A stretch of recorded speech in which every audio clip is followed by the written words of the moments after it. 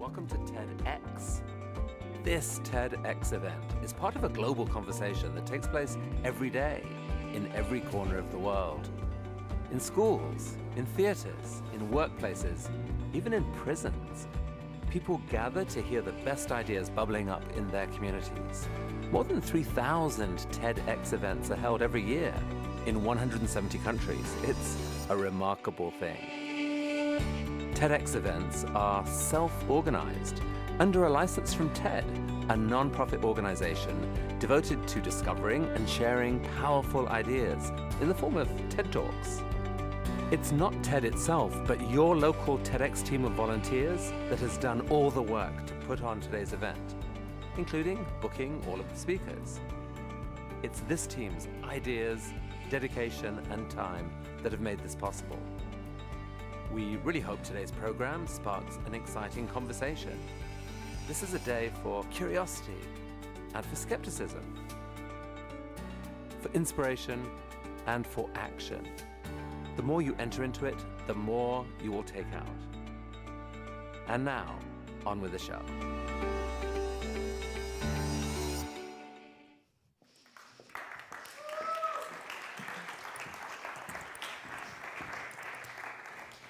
Good morning, ladies and gentlemen, colleagues and friends.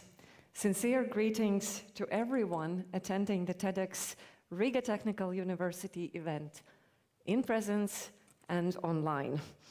My name is Ines Asulia-Markova, and I will be your host today, guiding you through the event and introducing you to 11 distinguished speakers. Before we begin, a few important notes. First and foremost, I'd like to congratulate Riga Technical University, and especially the Faculty of Engineering, Economics and Management, which happens to be also my faculty, and the Institute of Business Engineering and Management on becoming Latvia's first higher educational institution to be granted the incredible opportunity and rights to host a TEDx event. I think that deserves a great round of applause.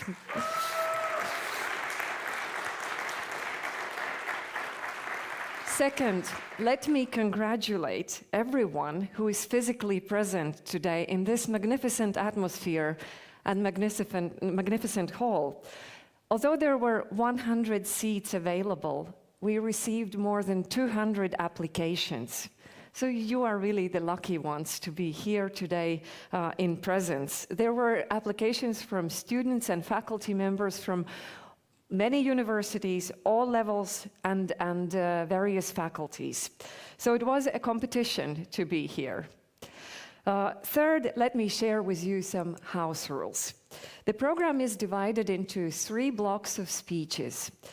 Following the first 4 speeches, there will be a 15 minutes coffee break. Following the second block of 4 speeches, there will be a lunch break for 1 hour.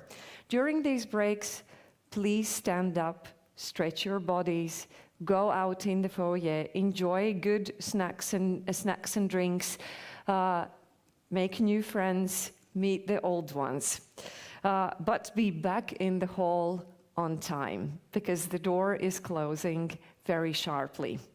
After the third block of speeches, you are welcome to stay longer, network, take photos with the TEDx logo in your background, or simply spend time reflecting on what has been said and heard today.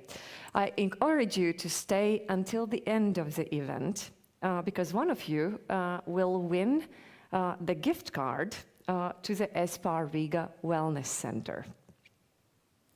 Yes.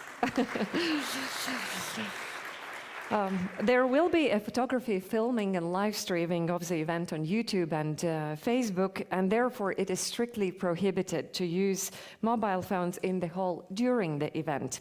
Nevertheless, I urge you to take photos during the breaks and after the event, and post them in your social media accounts using the hashtag TEDx Riga Technical University.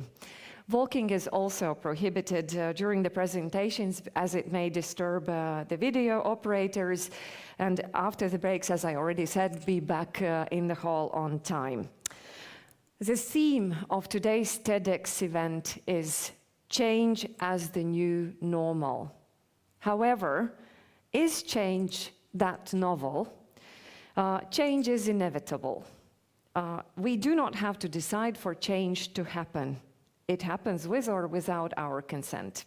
It is also true that change can be initiated by ourselves or by an outside force, and we have no other choice as to deal with it. Individuals, organizations, and nations who are able to acknowledge that fact will survive and thrive. Change is exciting. It is life, it is progress, it can be thrilling, and indeed, it can also be scary. Change is a prerequisite for innovation, which is so much needed nowadays. The question is how to accept change, while not being afraid of the unknown and sometimes even the unavoidable. What better place to talk about change than TEDx Riga Technical University event? 11 experienced and highly professional speakers will share their food of thought on how to make change a new routine. So relax, tune in, and enjoy the show.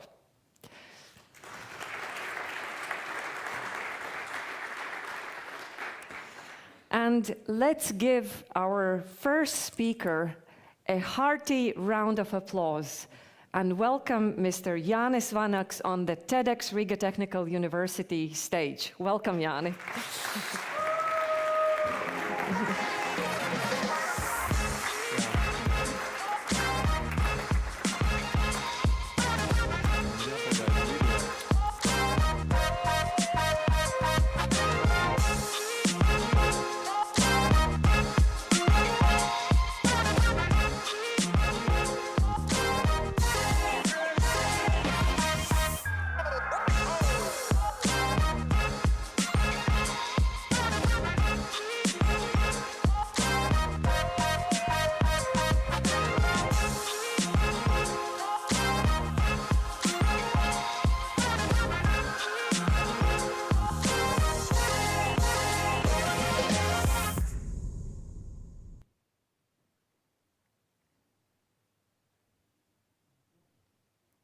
If things were going according to a plan, I wouldn't be standing here.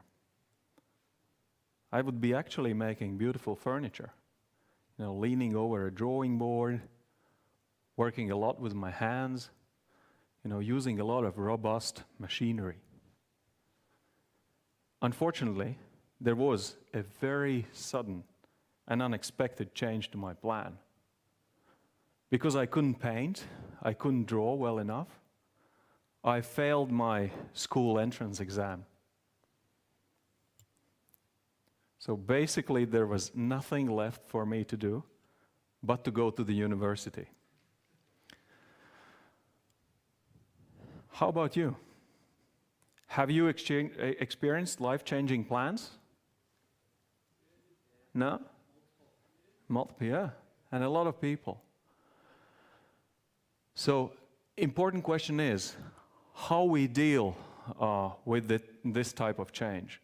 How can we handle it better? Change is ubiquitous. We have distinguished speakers today. They will be speaking about change, transformative change, gradual change, different types of change. In my career, if I get the machine working, and I can get the presentation up. In my career in top leadership teams in different organizations, sorry? Yes. I have experienced dramatic change, catastrophic change. So I have been in the position to tackle it, to prepare for it, and go through it and do a lot of recovery planning for it. So this dramatic and catastrophic change I will be referring to as crisis, to be concise. the industries that I mentioned, that they are chemical, retail, aviation. There are also a number of international organizations that I have helped, like the United Nations. There are national organizations, like the state audit offices. Most recently, there are also the military and defense, quite obviously because they are classified. The pictures are not up on the screen. And these organizations, they do their best to prepare for a crisis. Because instead of asking a question, if there is a crisis, they actually know all too well they have to focus on when there is a crisis. So what they do, and where I help, well, they invest heavily in building up their resilience.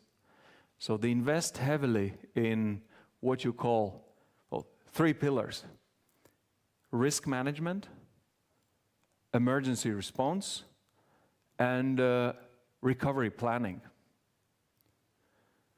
So what we can take away from that experience that has been built over actually decades and centuries in this area, can we learn from actually their approach to crisis? How can that actually help us in our daily lives? And actually in your organization, your university, and even your family. So we asked the question, are these organizations actually perfect in dealing with the crisis? What do you think? Are they good? Yeah. They'll still make mistakes.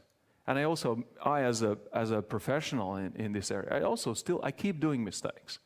Organizations keep doing mistakes, and that's because of several reasons. The reasons might be shift in focus, lack of resources to deal with preparedness and resilience building. Actually, that might be also like more mundane reasons, like change in their staff, change in personnel, so and consequently the change in focus. But what I have experienced being part of these, crisis leadership teams and top senior management teams in organizations, there's one approach that helps both these organizations, me personally, and also a lot of other people who are dealing with this type of dramatic, catastrophic change. That is actually something that is actually that you wouldn't call complicated. What is the opposite of complicated? Overcomplicated? Simple? Undercomplicated? No? No, it's simple, yes. So simple approach works best. So, and for this reason, I have actually I have put up this 5-step approach that will help to deal with any type of crisis, be it organizational, be it personal, be it your family crisis. So these 5 very simple steps, and this is something that helps in every crisis. So first step, what you need to do if a crisis unfolds is create a very simple response plan, maximum 1 page, few bullet points. How are you going to overcome the situation at hand? What is the focus on that plan? The focus is on people who are affected by the situation. If you focus on that, then even intuitively, you will be good. The other thing in that first step is what to consider. You consider the most pessimistic scenario. Use your imagination. Go really down and dark. So what is the worst that can happen? And if your simple plan addresses that very pessimistic scenario, again, you'll be good. Second thing, team. Who are the people who will help to deal with the situation at hand, or who will be the people who will implement the plan that you have created, devised in the first step. So, in case of an organization, ideally, these are people who have been trained years in advance, not months in advance, years in advance, and who will be dealing with the situation at hand. So these, as I said, these can be colleagues in a university environment. These can be volunteers who are part of a crisis team. So these can be your fellow students, fellow teachers. And in case of a personal crisis, these can be family members or friends. Third thing, communication channel or communication platform. Sounds extremely easy, isn't it? So, if you cannot meet, you meet in one place, right? Which is that place? So you can ask your university colleagues, if you have a massive catastrophic event, which room exactly out of in these many rooms in this area right here, or other outbuildings, which is the place where you meet, which has been, where you have had mobilization trainings, activation trainings that you go to, where you meet, where you open up your crisis manual and you start dealing with the situation. I have had recently one of the companies that asked me for advice. They also had a catastrophic event, a blast, and they lost a bit of time while they agreed, which place they meet. Shall we meet in my office or we meet in another office 500 meters down the road? And that's where you lose minutes, and I'll tell a little bit later why it's important. So it can be a room, it can also be a video conferencing platform, but then which one? Zoom, Teams, WhatsApp calling, Can it be a messaging platform? Yes, there is a messaging platform as well used, but then which one? Because while you agree on a single communication platform, it takes time. So it's best pre-agreed. Fourth thing, resources. As a rule of thumb, every crisis requires resources, be it financial, material, time resources, human resources. So set these aside. Ideally, if you have set them aside early on.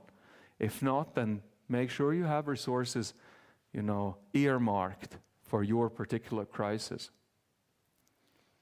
And the fifth thing I love, that's the long-term thing, the end game. So that's recovery plan or business continuity plan. So where do you want to go in long term? I have two good, or not two, 3, 4, 5, many good examples where organizations that I've had a privilege to be dealing with, where they really use the crisis to actually to make a step change, to go to the next level. For example, one of our laboratories who actually faced the COVID pandemic, so they had to step up testing by 80% basically overnight. So what was their response? They said, okay, we had long wanted to invest into technology. So instead of recruiting multiple doctors, laboratory doctors who do manual work, look into the microscope, what they did, they said, they said, we go into technology, we buy the latest, and we use artificial intelligence to do most of the routine, boring work for us, and then we involve the doctors, the high-ranking experts, only in very complicated cases. So they used their crisis as a springboard to go into the next level for their business. So they are totally different organization. Another organization that we had just completed the crisis planning for in Uolainen. So they are using their new philosophy, new approach, actually to shift their focus from Eastern markets into the Western markets. So because they had this idea, and when the markets changed now, because of the invasion in Ukraine, they said, okay, we shift our business entirely. So that's the fifth thing, so the end game. Another concept that I want to share and that I'm a big fan of and had an opportunity to test and try multiple times is the act early concept. The act early concept actually is quite a paradox. And this is typical of every single crisis. As crisis unfolds, you have very little information available about, what happened, why it happened, what are the people directly affected, how it's going to go. So that's the darker triangle, the information, the tip of the triangle. So there's very little information available in the very beginning. And as time elapses, and as, there's more information becoming available. But the paradox is, there are fewer effective things that you can do as time passes by. What do you think? Why is that? Any ideas? Why do you have fewer options as the crisis passes, as the time passes?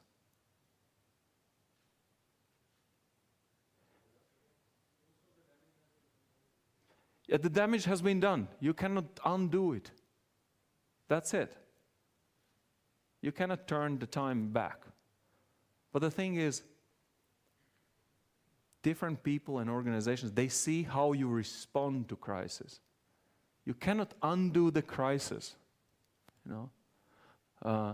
but a lot is dependent on how you react to it. If you don't act and you don't make decisions, there are other people, other organizations coming into the play. So they will become, so to say, focus of attention. They will be those that are seen as acting or reacting. There are authorities, there are investigation bodies, there are your competitors, there is the government, there is your customers. They will all act. And if you fail to act, so you lose momentum. So that's the paradox. You have more information, but there is less sense, less use for it. So the act early thing. So, and to conclude, I would like to dwell a little bit on how you can use this experience built in these various industries, and it's built over the decades, as I mentioned. What we all can do, we can start with the baby steps, We can take these 5 points, we can take this act early concept and start dealing with small changes. And when there is something big coming, so the big challenge, you will be ready. So you can get prepared, you can do drills or training, and for example, if your university has a crisis team, you can actually volunteer to take part in it. So, and then you will be ready for a dramatic or catastrophic change. Well, in the very end, back to my carpenter story or the furniture story. So, luckily, I have found a type of craftsmanship in what I do when responding to crisis and being part of the top leadership teams in these organizations. So I have found I can use attention to detail, I can use discipline, do planning, I can still continuously improve my performance. And yeah, that is what this crisis preparedness helps to develop. And even if I find myself that not always I like change, I can still enjoy the results that the change brings. So, and it all helps to create a better or a more, let's say, even more resilient version of myself. And yes, it brings the enjoyment for the change that we have achieved. And to conclude this, I would like to ask you a question. Are you yourself ready for a change? Are you? So then we can give yourself a round of applause. And I have saved time in this presentation, so I actually promised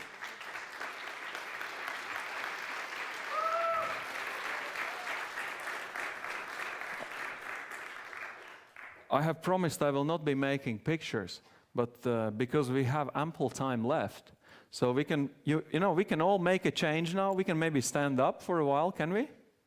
Yeah? Okay. We still have time. Stand up, move a little bit, yeah? And maybe then, what can we do? We can probably warm up the place for the next speaker, Talis. Maybe we can give him, wonders, big applause, can we? And I'll make a selfie. Hey.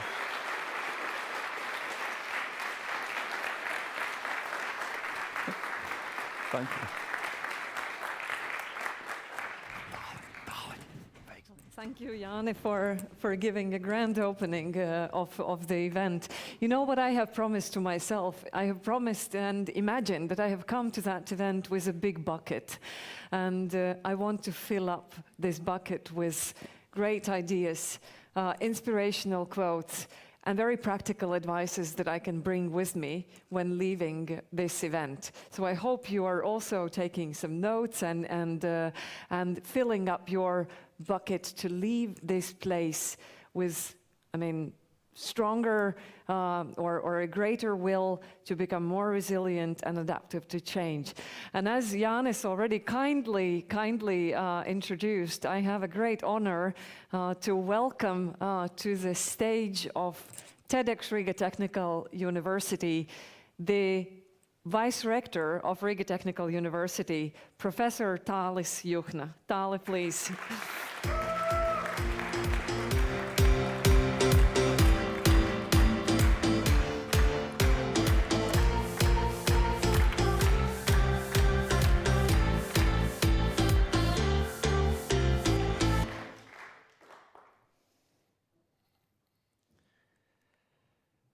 So, my first question is, how many of you are engineering major students? Please, show of hands. I see, great. In fact, this talk is mostly for you. Why? Because you guys are going to be the ones who will develop new technologies and will deal with the great challenges we have today, like climate change, like pandemic. And you are going to develop disruptive technologies, hopefully, which is very important. Why? Because with disruptive technologies, we can only react to the change of the problems we have today. But it's kind of understood. But what is very important, what I want to deliver during this talk, is that you can actually start doing this now. While you are studying, you don't have to finish your school to graduate to start develop new technologies. So, but the question is, what kind of skills you will gain in this process? So the best way would be to ask the people who are dealing with engineering engagement, or in the people who works with engineer profession. So I will start with one small story. I have one colleague. He has a very interesting job. He is a head hunter for engineers. Okay? So what he does, he looks all around Europe and also in Latvia, and he tries to find an engineer. Then he makes a contract between this engineer and the large company, international great company abroad, and this engineer goes there for a couple of years. And he asked me if I want to have a trial.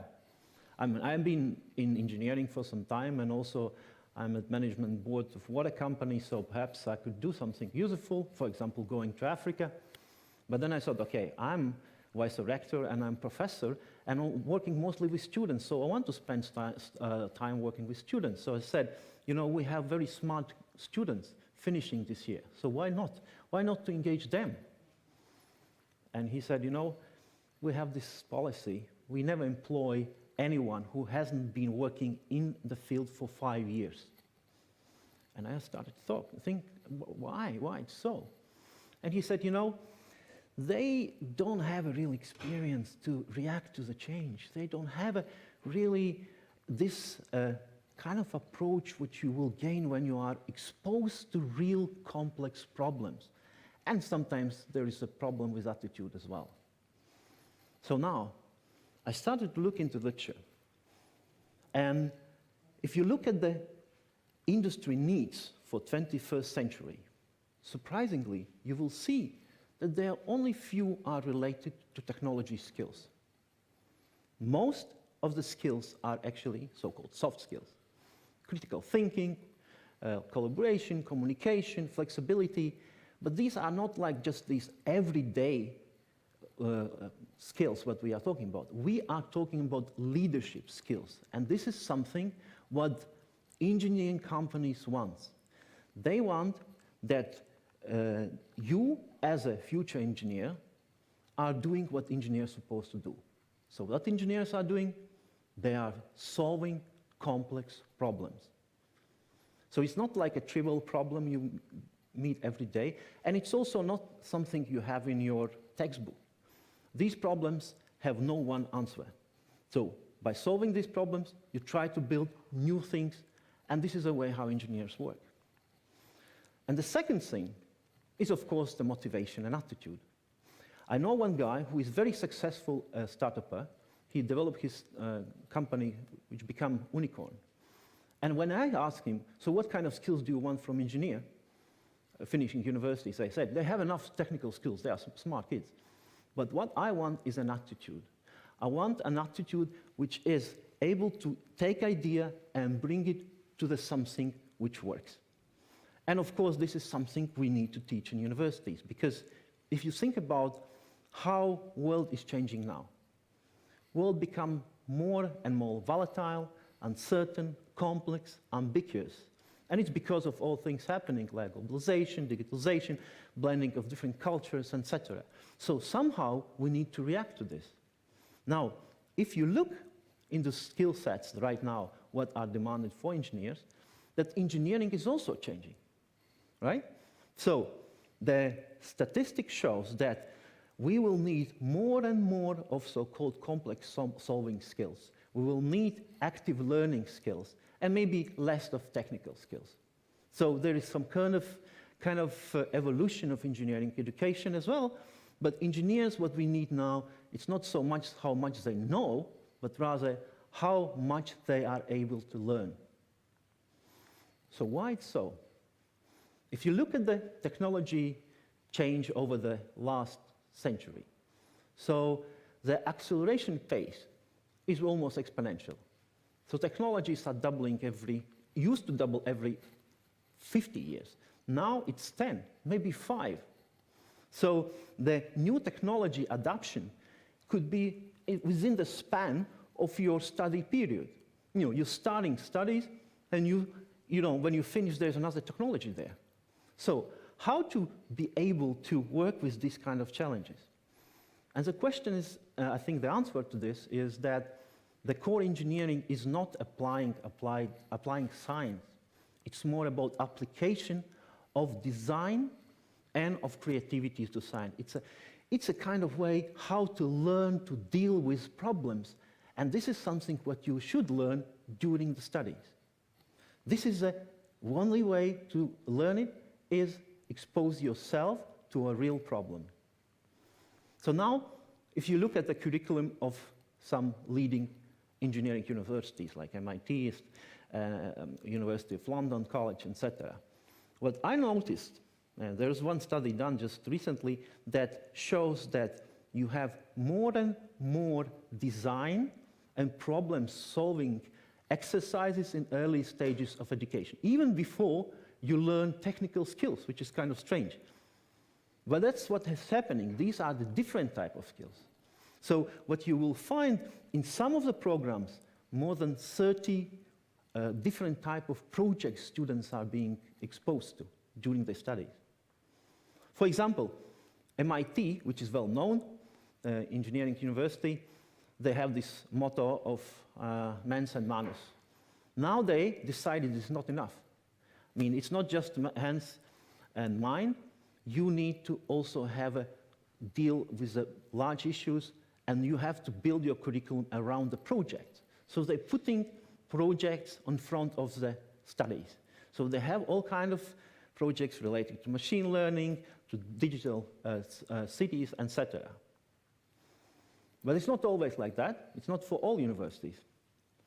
So some, if you look at the curriculum, some hasn't changed too much in the last 30, 40 years.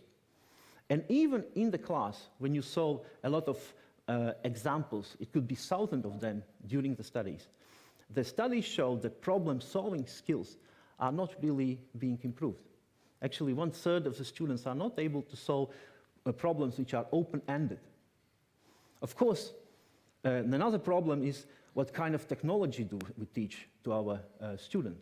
Do we teach, existing technologies or the ones which are emerging? Most likely the former one. So because of this, we have to change also the way we teach our engineers. And of course, there are other problems like dropout rate. There's not so much cooperation between the faculties. And of course, the motivation of professors are mostly driven by scientific merit. So therefore, I think the approach should be changed as a core for education should be put on the design ethos. What I mean by that? It means that you, as engineers, have to be, during your studies, exposed to the difficult problems, and you learn your ways how to solve it on really practical examples, which means working in multiple teams, which means going beyond the state of art, beyond technology readiness, what you have at the moment. So, there are many examples all around the world. For example, the program, which is about engaging students from different disciplines, from different faculty levels. So they are working on technologies which do not exist yet, like automated fruit harvesting, automatic repair of deep space, something which is not yet there. Or, for example, dealing with problems which are very complex, like bushfire. Developing a sensor system for bushfires in California or in Australia requires that you need students from environmental engineering, chemistry, electrical, sensor technologies, etc. Only in this way you can solve this problem. And it's normally not happening. And also in our university, we have many programs which are mostly hands-on, meaning that, for example, you can build your rocket, or you could build your waste plant for the space. And we engage more than 2,000 students with one idea. They have to work with the challenging problems, but there's one attribute which is very important, that you always engage industry. You engage real people working in the field. So they always looking critically what you are doing. During your studies, you are exposed to real problem and to real criticism. So this is how engineers could be taught. I just give you few interesting examples about how students went across the discipline and how students went beyond the state of art. You know, you use drinking water disinfection. You normally use chlorination for that. So there was one group where you have a chemist, biologist working together on develop new disinfection method. And there was this guy who wasn't biologist. So what he said is, why don't we look at bacteria not from kind of classical point of view when you plate them on the agar plate, but just like a particle, like a bioparticle, because he was in this field. And what happened is that he started to do experiments. And what he realized that these bacteria, which are so-called non-culturable, they are increasing in time. So that actually some of the pathogenic bacteria can grow in drinking water, which means this brings you a new method how you control pathogens in drinking water. Another example is also from my field about membrane filtration. So basically you push water through the membrane, and this is becoming a very popular method because it's kind of simple, but it's very expensive because you have to use a lot of energy. And the main reason is these membranes get clogged with a biofilm, okay, with bacteria. So most of the engineering companies which are selling these membranes, they stop at the point where there's a 90% of water passing through and 10% are just because of the clogging, they are not able to go through. So as soon as you are about 90% of filtration, you stop. So this lady, actually she was from Ukraine, she started to think, but what happens later? You know, is it really stopping the filtration at some point? And guess what? She realized it's not. There are always 10% going through. And then she started to look more deeply on the surface of the membrane. And she realized that on the surface of the membrane, there is some kind of bacteria developing which eats up the biofilm. And this way, the membrane can run forever. So using this method, they have developed so-called gravity filtration approach, which is now used in Africa, which is a very simple, cheap way to disinfect water. Okay, so there could be some skeptics saying, okay, you are just students, you know, so what you can do, you don't have enough knowledge. But then I can just show a few examples from Finland. So there is this student group, they've been developing a satellite. There is nanosatellites, so small things. So what they managed to do as a student, to launch it with a space shuttle and, you know, and test it in the real environment. So this is kind of success. But what is interesting, what was following this? And what was following, they decided to make a startup company. And this startup company now is very successful. They are launching satellites in Finland, and you know Finland is not really a space country, right? Space research country. So basically, the student group were managing to start a new industry in the country. So now, to conclude, I would like to just say a few points. The first, engineering is, of course, always about the risk. All engineering structures are based on previous mistakes. This is the only way we can actually learn how they work. So why don't we build this and move this risk from real outside engineering world into the curriculum, into universities, and expose our students to real risks so they can learn how technologies could be built, and they could develop something completely new. So I saw, you know, before there are many good examples all around the world how to train engineers, but I think they are kind of marginal. They are not really as a backbone of engineering training. I think this design thinking and problem solving should be in the very core of engineering education. And what we can learn from that, as a student, I think what you could ask yourself, you know, while you're studying, have you been exposed to some kind of project and developed something completely new which is not existing yet? If not, I think there's ample activities and opportunities to do so. As a companies, I think that what companies can do, and they're actually doing this, they could help to engage students and expose and showing them the mentorship and helping them with the mentorship and critical look from outside. And of course, as a university professors, I think we have to think about different way we teach students. It's more blended learning. Pandemic have shown that we can get professors all around the world and we can extend our learning outcomes to more flexibility, resilience, and design thinking, preparing us for the change which are coming. So to conclude, I want to show this one example. What you see, this is a landfill. The landfill normally is a smelly place. So what they did, it's in Copenhagen, they transformed landfill into this skiing slope. So you can do skiing, in the summer as well. And the landfill itself is used as an energy plant. They are burning the trash which is coming from the city, and they have a unique technology making air very clean and removing CO2, making this climate neutral.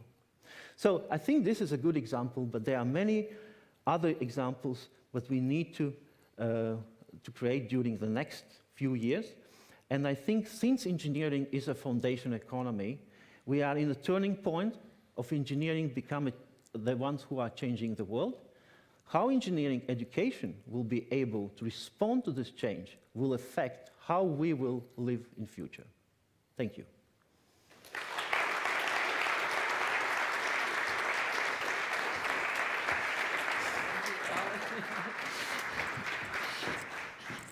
Thank you, Tali, for inspiring the students.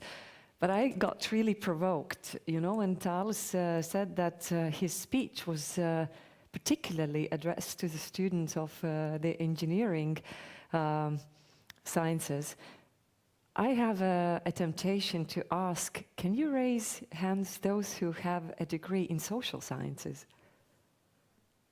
Okay, very good.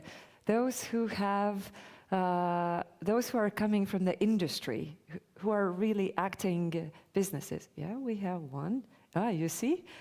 What I believe in is that real change can be addressed and innovative solutions can be developed in diversity by bringing the best from various fields.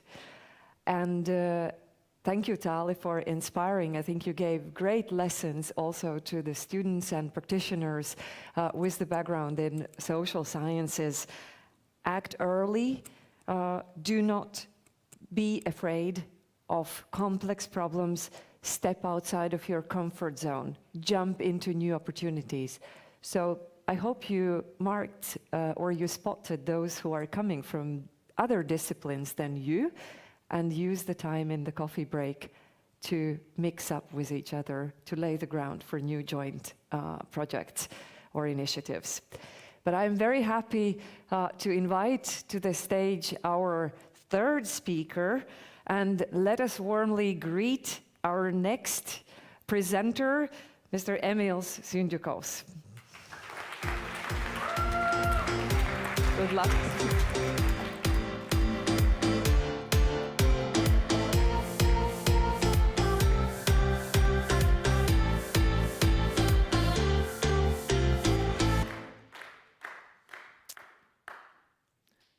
Hey everyone. So yesterday I visited 3 hospitals. 2 of those I visited as a specialist, as a professional, but 1 of those I visited as a patient recovering from COVID-19. So I had a lovely general practitioner and she helped me a lot, but basically I spent more than half of the visit speaking about how I'm feeling and how I felt within the last 2 months. Basically remembering the whole, diary in my brain of all of the roller coaster I've had. So let's imagine how my day would look like a little bit differently with the help of technologies. So I would wake up, and while making my morning coffee, I will be talking with my voice assistant at home with a Google Voice, Alexa, Siri, Cortana, whatever, and she'll be asking me, how do I feel, how I slept? Would I have any conditions or symptoms that my GP should be aware of?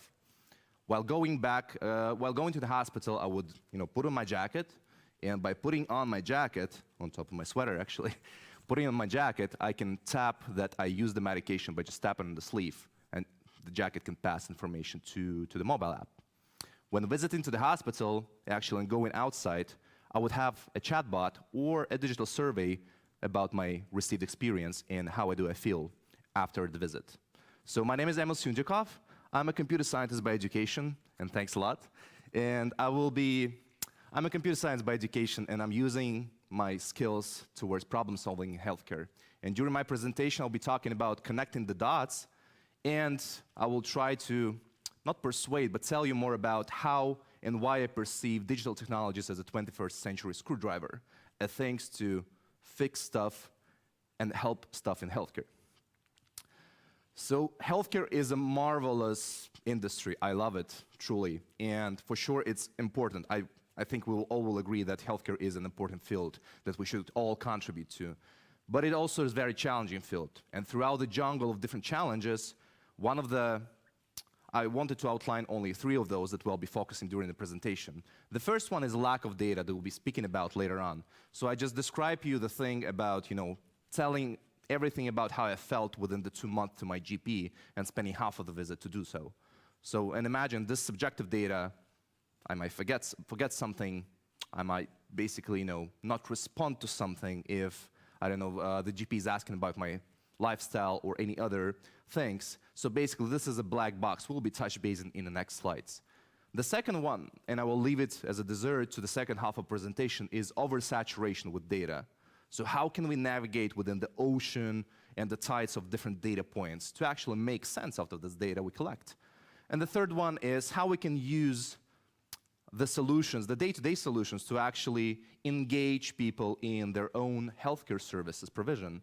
Because my point is that healthcare services is not only the passive engagement when there is a specialist and we're just sitting down, exhaling, and saying, do whatever it's needed, I'm here to receive.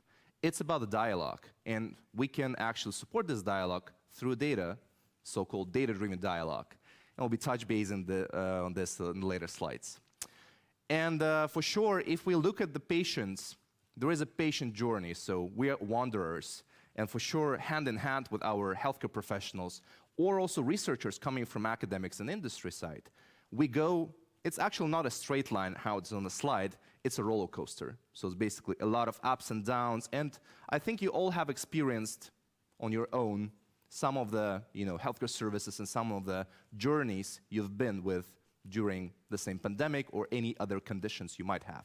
But basically, if we are about to structure this, and as a computer scientist, for me, it's easier to structure stuff, we have major stops there, starting from a prevention and screening, where we have a broader population not attending the hospital, living outside of the hospital, and how we can identify certain risk factors, personalized both the communication as well as the call to action to prevent the disease and the prevalence.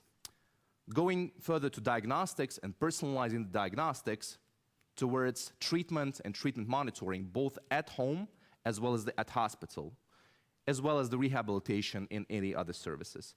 And for sure, since we're speaking about tech, we'll be speaking about whether technologies and whether tech can be so-called 21st century screwdriver. But actually the question is why I'm so obsessed about computer science and computers. Why computers? And there are many answers to that, but some of the factors why we speak about computers is a broad and enormously broad amount of applications. Thales was speaking about day-to-day examples, how we can apply tech within bushfires, space tech, environmentalism, but we'll be speaking about the healthcare today. And for sure, one of the factors is the size. So we went from big computers, actually still stayed there, for the industrial applications, lab applications, any others, towards the smaller ones. So what is the smallest computer you've ever seen or held in your hands?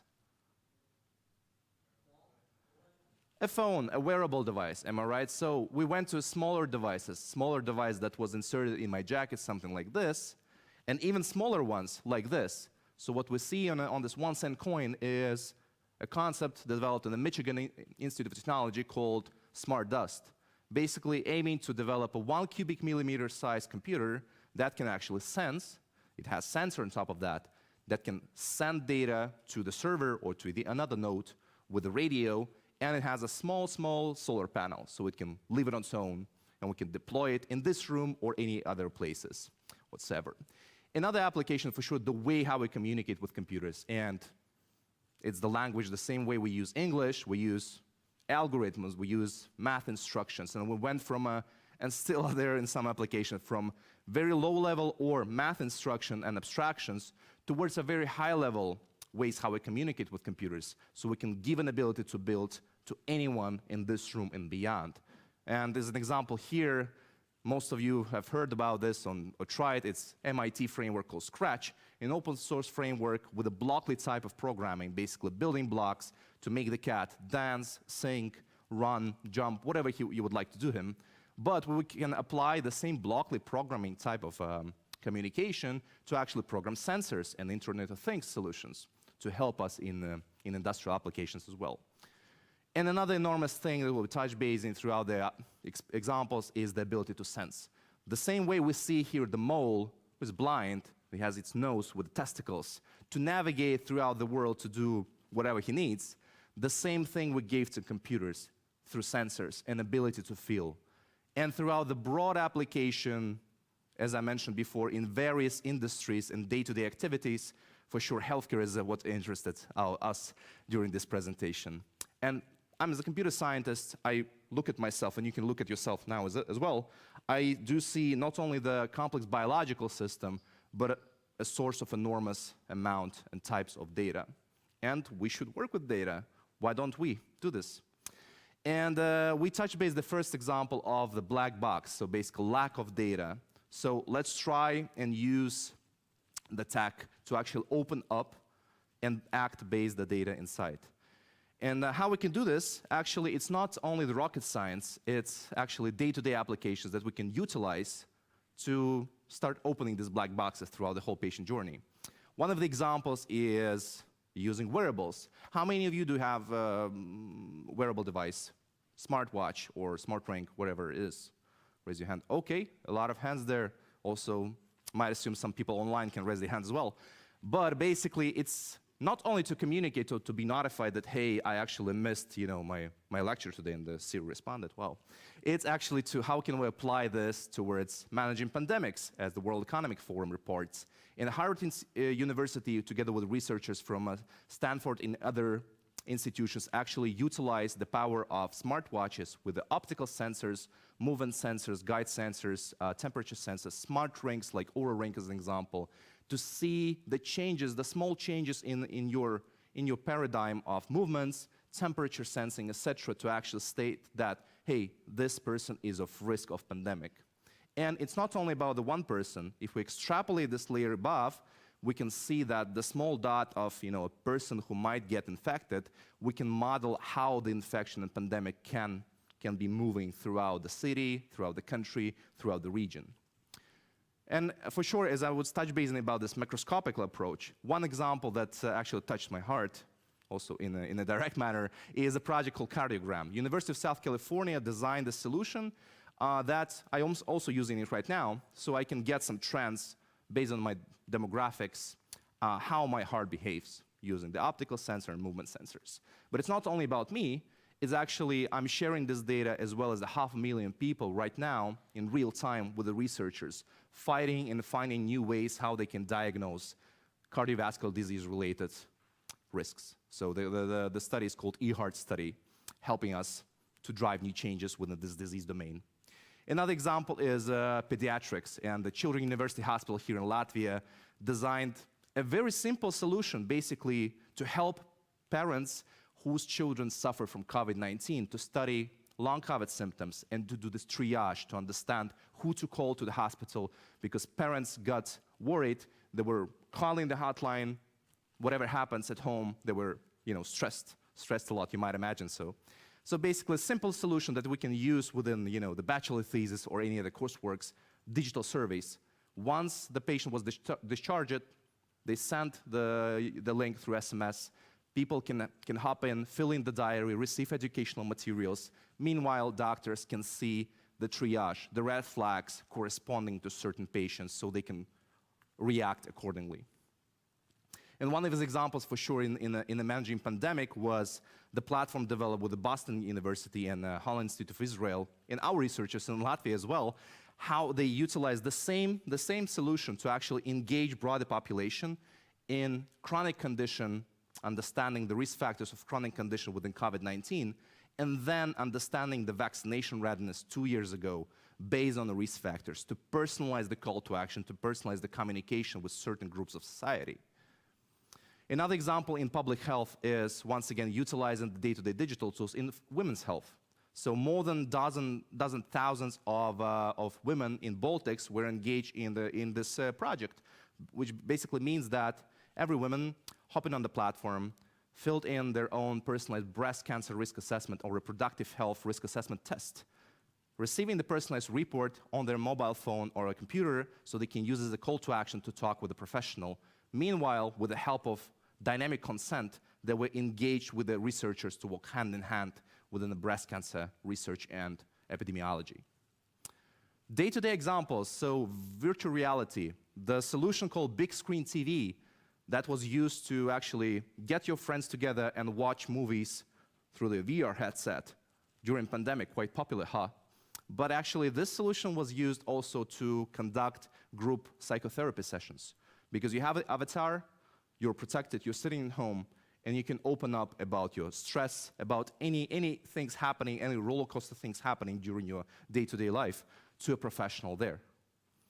Voice-based solutions, I was touch-basing in the very beginning, and I'm very, very interested in this topic, is because this is one of the most robust way how we can communicate, because you don't need to type anything, you don't need to log in to anywhere, you just talk. And some of the examples there is for sure managing the medications like Alexa developed in the US. So once you're getting prescribed with a drug, it understands how many pills do you have left, so it can purchase a new pack of pills to you and tell you where to go to take your prescription drugs, and also notify you that you need to take your drugs on time. And another example is Children's Hospital for sure. The same diaries I was talking about in Latvia, the same one in Boston Children's Hospital was developed through the voice data. So the digital diary, calming parents, educating parents, meanwhile receiving the data by the healthcare professionals to help them to act accordingly. And it's not only about voice, it's also about the social networks, the social media that we're utilizing and using to communicate with our friends. Ask Maya in Malaysia was developed together with Bayer and researchers in the APAC region to actually ensure that ladies get educated and they have a safe space to talk about oral contraception because of social and other stigmas that appears in the region there. Designing the smarter products. I was using this jacket not because I'm cold, actually a little bit, but nevertheless it's about designing the smart apparel, the smart things that we can wear. And the product Jaguar developed by Google and Levi's actually does the same thing. So I can touch and program my sleeve to notify, to mark whether I took pills, to help me to navigate to the right department in the hospital, and sometimes it's a jungle within the large hospital environments. So we can use such solutions to do this. So we open up the black box. What about this oversaturation with data? And it's not a secret that we generate enormous amount of data in a daily manner. So how can we navigate throughout these oceans of data? Because we generate a lot of noise. We cannot just put it as a huge dashboard to the healthcare professional, tell, now you play Sherlock Holmes because you have only 20 minutes. Come on, you can do this. You can, navigate and do both jobs simultaneously. So we have the dots here, and the dots can be perceived as the data point about my heart rate, your heart rate, any other biomarkers, or as well will be touch based on your skill set, not only engineering skills. I've seen people raising hands on the social skills. It's all represented here. So what should we do with these dots? The same thing we're having the children books with the numbers on each dot, we can interconnect them all together to receive a brighter picture, something like this. I don't think we will receive, Claude Monet from the dots before, but nevertheless, you got the point. And it's not only for sure about the technical skills, etc. It's about intercombination of different professions, different faculties, different skill sets, in order to design intuitive solutions touching the very hearts of people involved, both patients, professionals, as well as academic and industry. And this concept is developed by the MIT Health Design Thinking Lab by Bong Hu and his colleagues to actually not run and design and develop and code, and I know computer science love to code, but it's actually sitting down, understanding, and looking into the day-to-day routine in certain departments to understand the pains, to understand the things that people are craving for, and then going back with the simple prototypes, with the day-to-day solutions to help them achieve that. And this job is not only about computer scientists, okay? So it's about basically building the bridge between the STEM professions, such as computer science, electrical engineering, mechanical engineering, etc., healthcare professionals, as well as the lawyers, designers, business, any other social science-related professions. So we should build this three-type of triangular bridge there to connect and to work hand in hand here. And for sure, one of the things is digital skills. As an example, right now, Children's Hospital is developing this DigiHealth 101 concept to actually give ability to healthcare professionals, not to become the coders, but to actually extrapolate their day-to-day challenges towards that, hey, this guy's actually code mobile apps. It might help me to, to orient my patients or to ask them some questions before or after the visit. So this type of things, once again, I'm putting it here, so interconnection of different skills is something very important. In order to finalize, and we have 30 seconds left, is 3 things that I would like to put there, and we can discuss it later on during coffee break, is always look across the fence. So I'm as a computer scientist, it's not only coding for coding purposes, it's actually understanding how I can apply my skills in different settings, like healthcare as an example. How can I help these guys working 24/7 with the solutions I can automate? Don't be only tech-guided, use it as a tool. And I showed you that day-to-day solutions can be utilized for the help of the healthcare. And for sure, as the last one, join us to drive the tech in healthcare together, because healthcare is one of the most important things that we have in our lives. Thank you so much.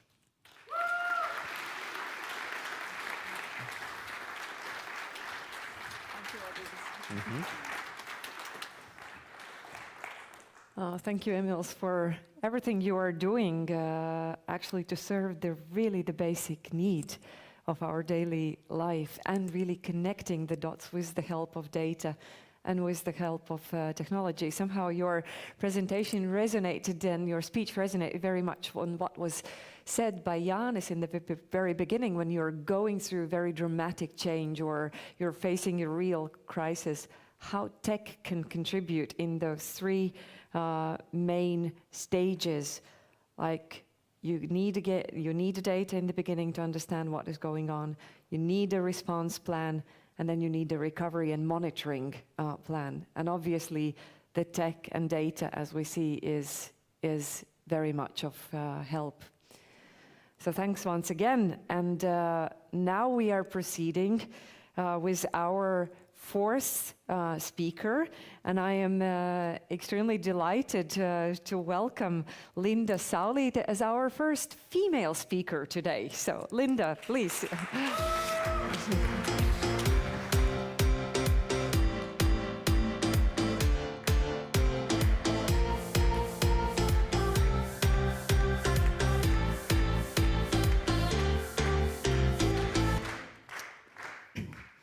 Since I do remember myself, since I was a little kid, I wanted to be a writer, or princess was another option.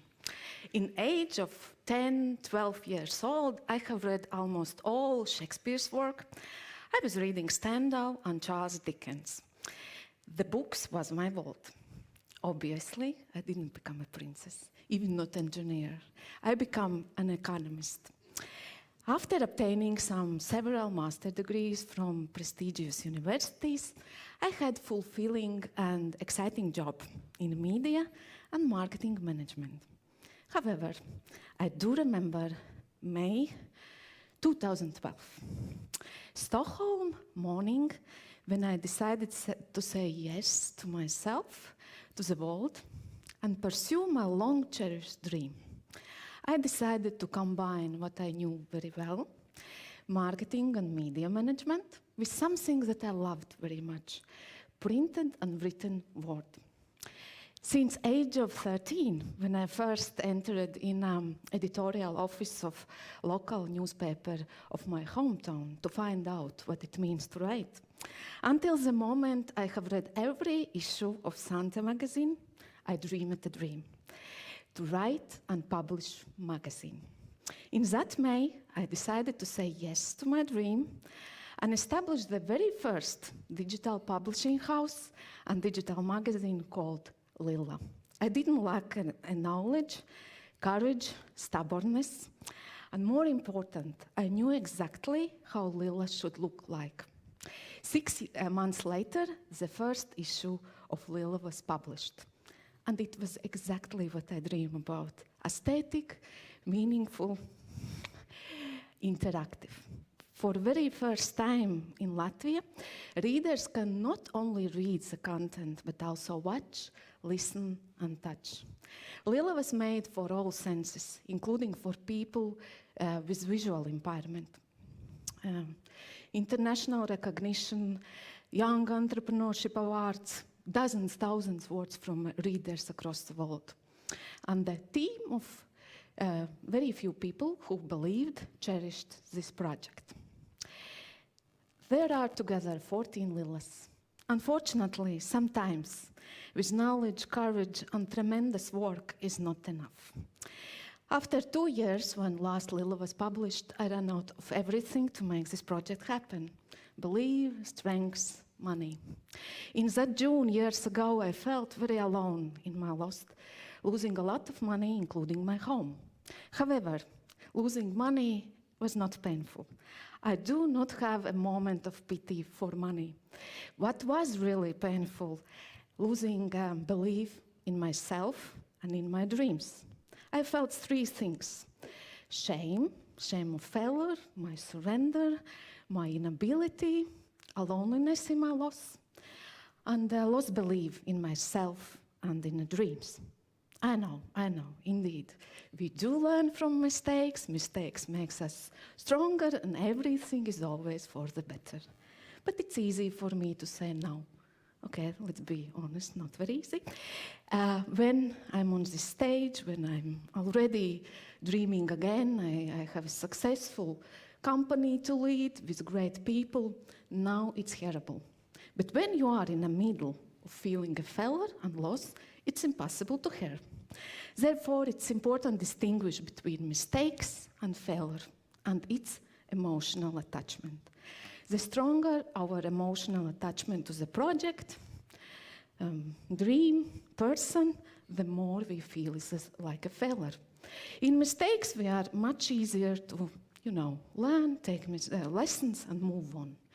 In failures, it's not so easy. Therefore, my story today will be about how to get back from failure. How to get back stronger but not cynical, stronger but not defensive, stronger but not blocked out to the world. My story will not be about one more mistake in startup or project or something. My story will be how to dream again, how to create again, how to strive again. And I know we all get back through adversaries. But the question is who we become when we are going through adversaries. And when we are feeling loss or failure, there are natural human reactions. First one, to defend from pain and loss. First one is denial. It's not so painful, it was not so important, my favorite one. Then it comes like fate, when we are saying, it's a fate, I cannot do anything. Then it's blaming others. Sometimes it's becoming that we are becoming, unkind and harsh, going over everything and everyone without empathy. Then also one of popular reactions to pain is the busyness. We are so busy, we have so many duties, just not to think what I actually feel.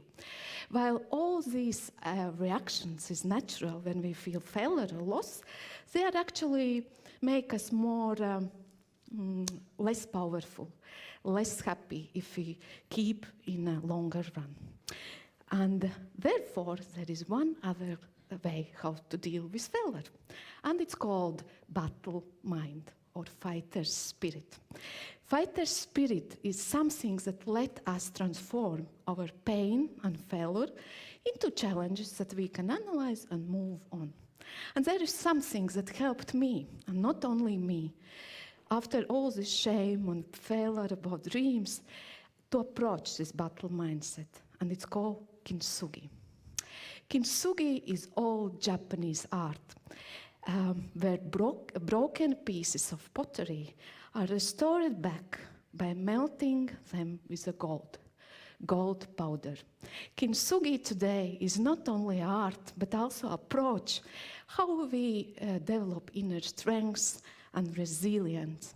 Kintsugi idea is built on idea that you can create even more beautiful and stronger art by highlighting flaws and imperfections. Every break is unique, and instead of repairing the previous form, this art actually highlights scars. And if we use this as metaphor in our self-healing, it's about that even in process of restoring something broken, we can actually create something more beautiful, more unique. And like a pottery, we are fragile, strong, and able to transform our experience into golden lace. But how to transform in gold something that in the middle of failure cannot be even seen, even more not believed? Kintsugi let us do it in 3 steps. And first step is step back. Step back to move forward. Step back to acknowledge, not this time, not this dream, not this person. We have to find something that's still left in ourselves, some strengths, why we are ready to go this Kintsugi way, why we are ready to take step from all our emotions and feelings. For me, it was easy. It was my sons. I became a mom of age 24. Unfortunately, at age 26, I became single mom, having responsibility for my son's well-being and life.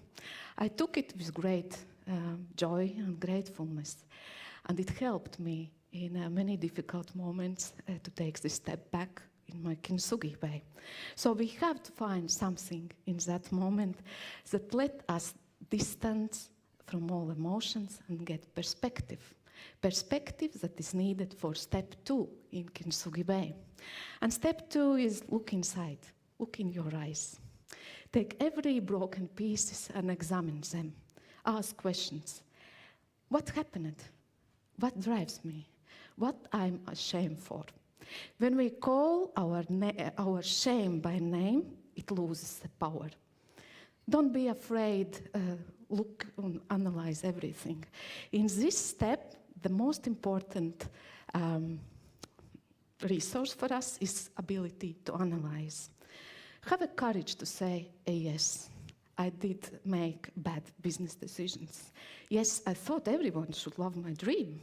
Yes, it's super hard for me to ask for help and look not so capable. Give yourself a time to tell your story. You don't have to do it like I am doing right now, I don't know, thousands of people. Tell your story at least to one person, to yourself. Write it down if it's necessary. This step is quite challenging, but also very, very rewarding. And third step is golden lace. Take everything from the most valuable you have learned with your new gained awareness, with courage what comes from this. Build your pottery, build yourself anew. Don't try to restore previous version, it's not possible.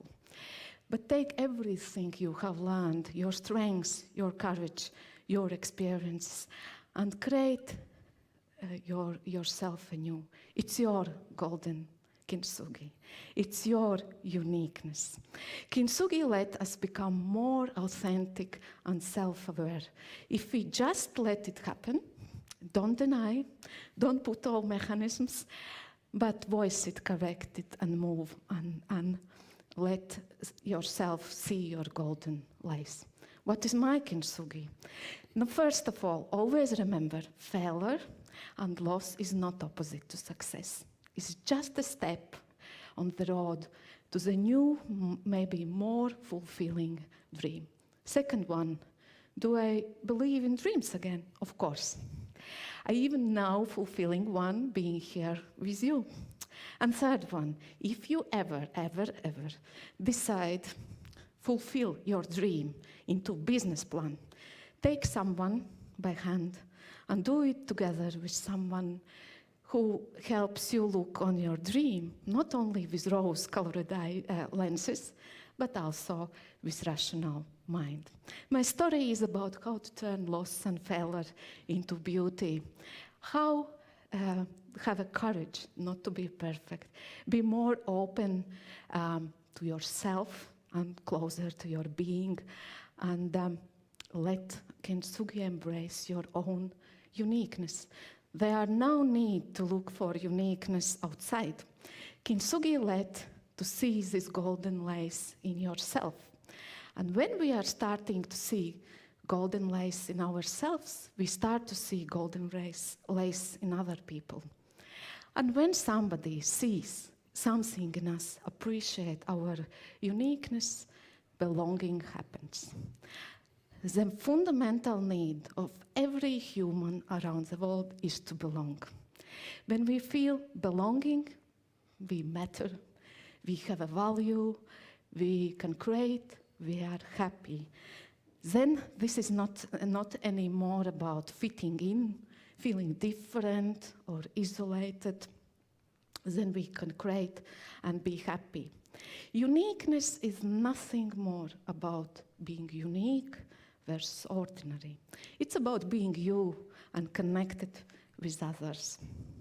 When we feel belonging, the same chemical in our brains releases. The same chemical when we are in love, oxytocin. When we are in love, and mutually in love, we feel like the most beautiful persons involved. Like we are happy, we are charged, everything around us is great, world is so beautiful.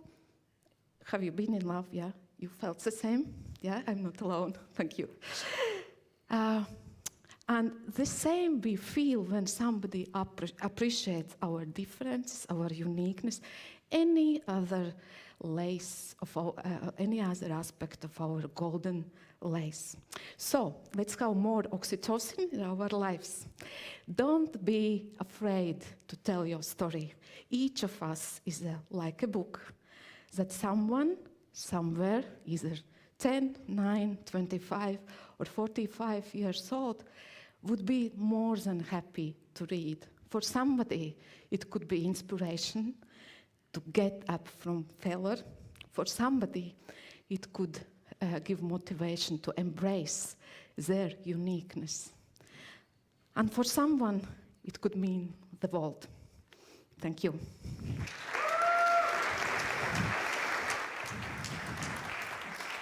Thank you, Linda. Wow. Thank you, Linda, for sharing a very personal story and a very emotional one as well. After listening to your experience, somehow I came back to that legend that the shortest speech sometime was said, which consisted of 3 words, but I think it's a legend. Actually, the true story is a bit different, but it still resonates. Never, never, never give up. I think that was something that you conveyed to us very clearly. And another linkage that I saw, it came to my mind, resonated with what Alice said. Maybe there is something that we also have to teach and train and practice in the educational process, that failure is okay. Failing is part of life, but we have to learn, we have to make conclusions, we have to stand up and keep on going. Stay calm and keep living. Thank you, Linda, once again for a very nice story. And dear friends, we have closed, I can tell you, the first session of our 4 speakers. And I think, well, my bucket is filling up quite fast. And I'm trying to make notes throughout while listening. But we have deserved a very nice coffee break. This time it's going to be shorter, 15 minutes. So we have to be back in the room some minutes before 12. Okay, because at 12 o'clock we'll start again. Yes. So, am I wrong? Yeah, we have, sorry, we have 15 minutes. Yeah, so Dennis, what time are we back? 11:45, sorry, 11:45. we are a bit ahead of the schedule, so 11:45 back in the hall.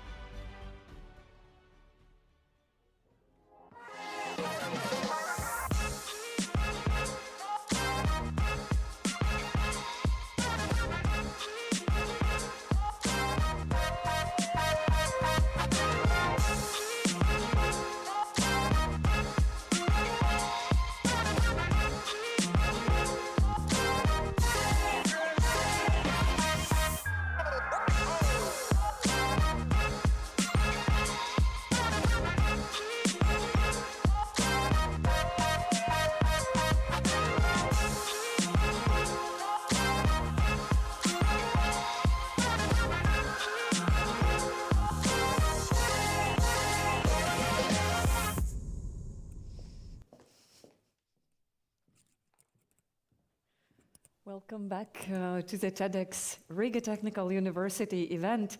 And I'd like to say thank you for being such a nice audience and being back in the hall on time and following us in presence and also online on 2 channels, in 2 social media accounts, on Facebook and in YouTube. So welcome back, and I am very, very happy to invite on the stage our next speaker, Kristaps Vairskis. Please.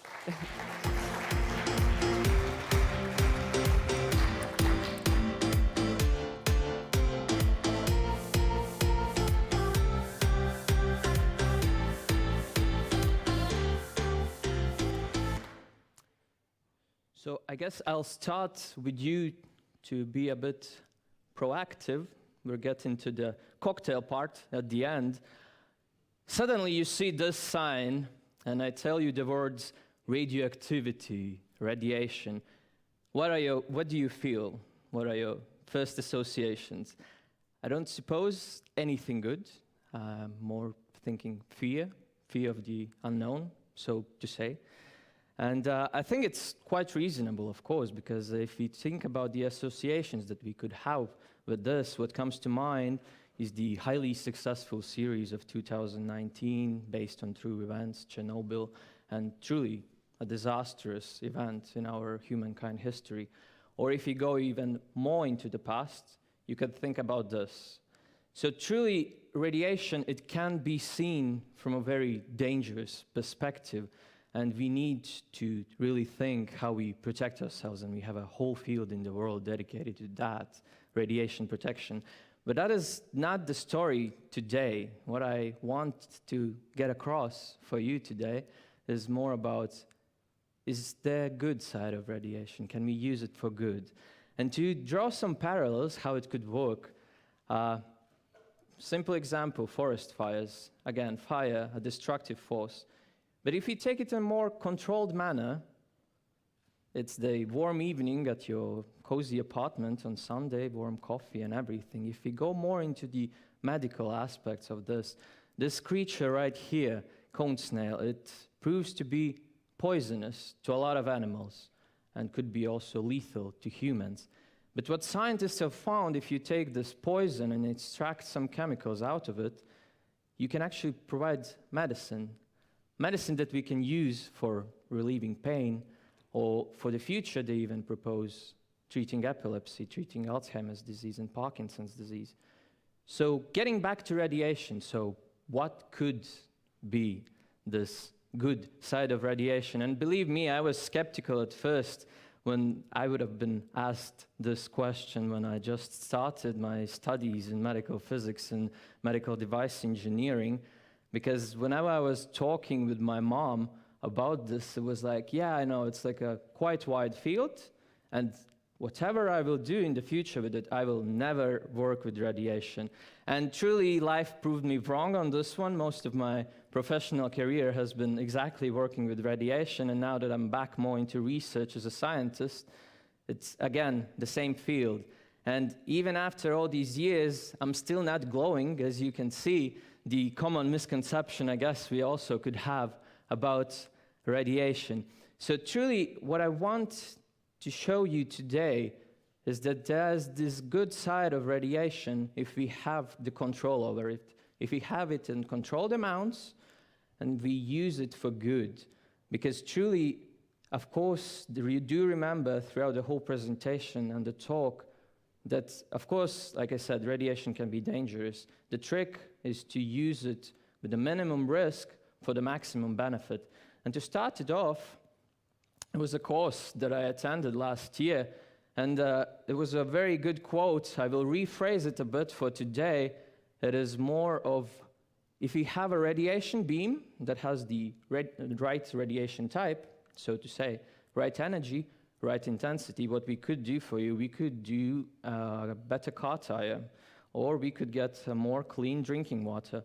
And what I will focus the most is that we can actually diagnose a disease and treat it with radiation. And truly there are a wide array of other uses, but I'll focus mostly on this, how radiation can become a tool in doctor's toolbox of what he has in his range and his arsenal. And truly, what I'll focus the most is the cancer. And just quickly, cancer, so it's the uncontrollable growth of cells, and it's the incorrect DNA there. So the cancer is something that first we need to diagnose, and to find out where it is and how it functions. And the other aspect is treatment, which I'll focus the most. Treatment, 3 main pillars how we do that, but I'll focus mainly on radiation therapy here. But to sort of see how we ended up where we are now today, a bit quick jump through history, how the big science helped throughout the history for this. And bear in mind, of course, this is coming more from a scientific talk, but I'll truly just get through the concept, how it evolved.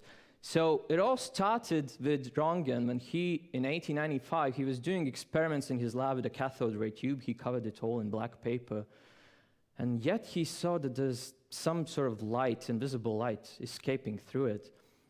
And since it was unknown, he called it X-rays. And I think all of you have heard this, and most likely you know a person who had his bones scanned after the bones got broken and things like that. And truly, it got a widespread use across the globe in the medical field. And then he announced this officially to the world in 1996, and 3 days after he announced it, it was already tried for treatment. So what came next is the other word, radioactivity, 1896 again. That proved to be very crucial for both diagnostics and treatment of cancer. And from this, just 2 years later, they found a new element that is naturally radioactive, radium. Again, try it for treatment. So what happened next is the idea, if we have this X-ray tube, what would happen if we take it, rotate it around the patient, acquire images? And essentially, that was answered in a prototype in 1967 when we first created the computed tomography machine. And first image just 4 years later. And essentially now we could see what is happening inside the patient's body without actually cutting it open, so to say. And truly, where has CT, where it is now, where is this technology now? After all these years since its initial discovery and this innovation, now we do 375 million CT scans around the globe each year. And truly, that makes us wonder, do these great innovative minds, do they have this like grandeur in their mind when they first discover it? Because an interesting quote here comes from Heinrich Hertz. He discovered radio waves. And initially when he did it, he said, the radio waves that I discovered, they will have no practical uses. And I think us modern people, we can highly disagree to that whenever we listen to the radio in our car or when we ask for the Wi-Fi password, so to say. And if we go back to this, so how it followed up after this, some key aspects here, that comes under suspicious name, I guess, for some, the antimatter. And I'm talking here the scientific reality, not just science fiction depicted like in Angels and Demons. It was found that there's this antiparticle for electron, positron, and soon physicists realized by its interactions with the normal matter, we could identify where it happens, where it interacts, and that was an idea to use for medicine, again.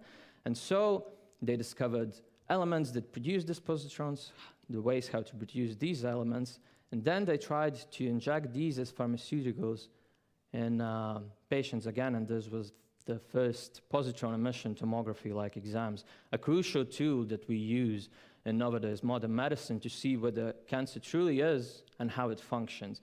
And to end up the story on the treatment part, so another great physics discovery, if we don't look at X-rays, we have particles. They essentially stop at some certain depth, the Bragg peak. And then around 40 years later, this physics idea became, hey, we could use it for medicine. And truly, this idea, it still stands as the backbone of proton and ion therapy that is used around the world. But of course, it went later into technological developments for this. And the picture of the clinics back then, so it was X-rays and it was the radium. But it wasn't that good for the deep-seated tumors. So what they did, we invented cobalt-60 treatment machines, and then came the workhorse, I think, of the modern radiation therapy, linear accelerator. And truly, that is something that when we added it to rotate around the patient, shape the radiation beam, image the patient, it is where we truly stand at a modern therapy these days. And if you think about it, that just a bit over 100 years was this first discovery of invisible light, so to say, the X-rays. And then came the boom when we introduced the computers in this field. Truly, we came from, in just 30, 40 years, we came from just shaping like cube-shaped radiation in the patient to truly sculpting the radiation to perfectly match it to the cancer of each individual patient. So truly where we stand now is that I could show you tons of acronyms, and I'm not going to go into them. We just love acronyms in our field. And it's truly to give you the idea how much we've evolved, how much technological advancements are here with all this. And truly it all can be summed up, if you go back to this machine, about accuracy, precision, and minimization. Accuracy, how we shape it like a perfect sculpture, as far as the laws of physics allow us. Precision, to deliver this perfect, so to say, radiation sculpture, what it needs to be. And minimization, because like I said in the beginning, the idea is to use as minimum radiation to get best effect, be it diagnostic image or cancer treatment.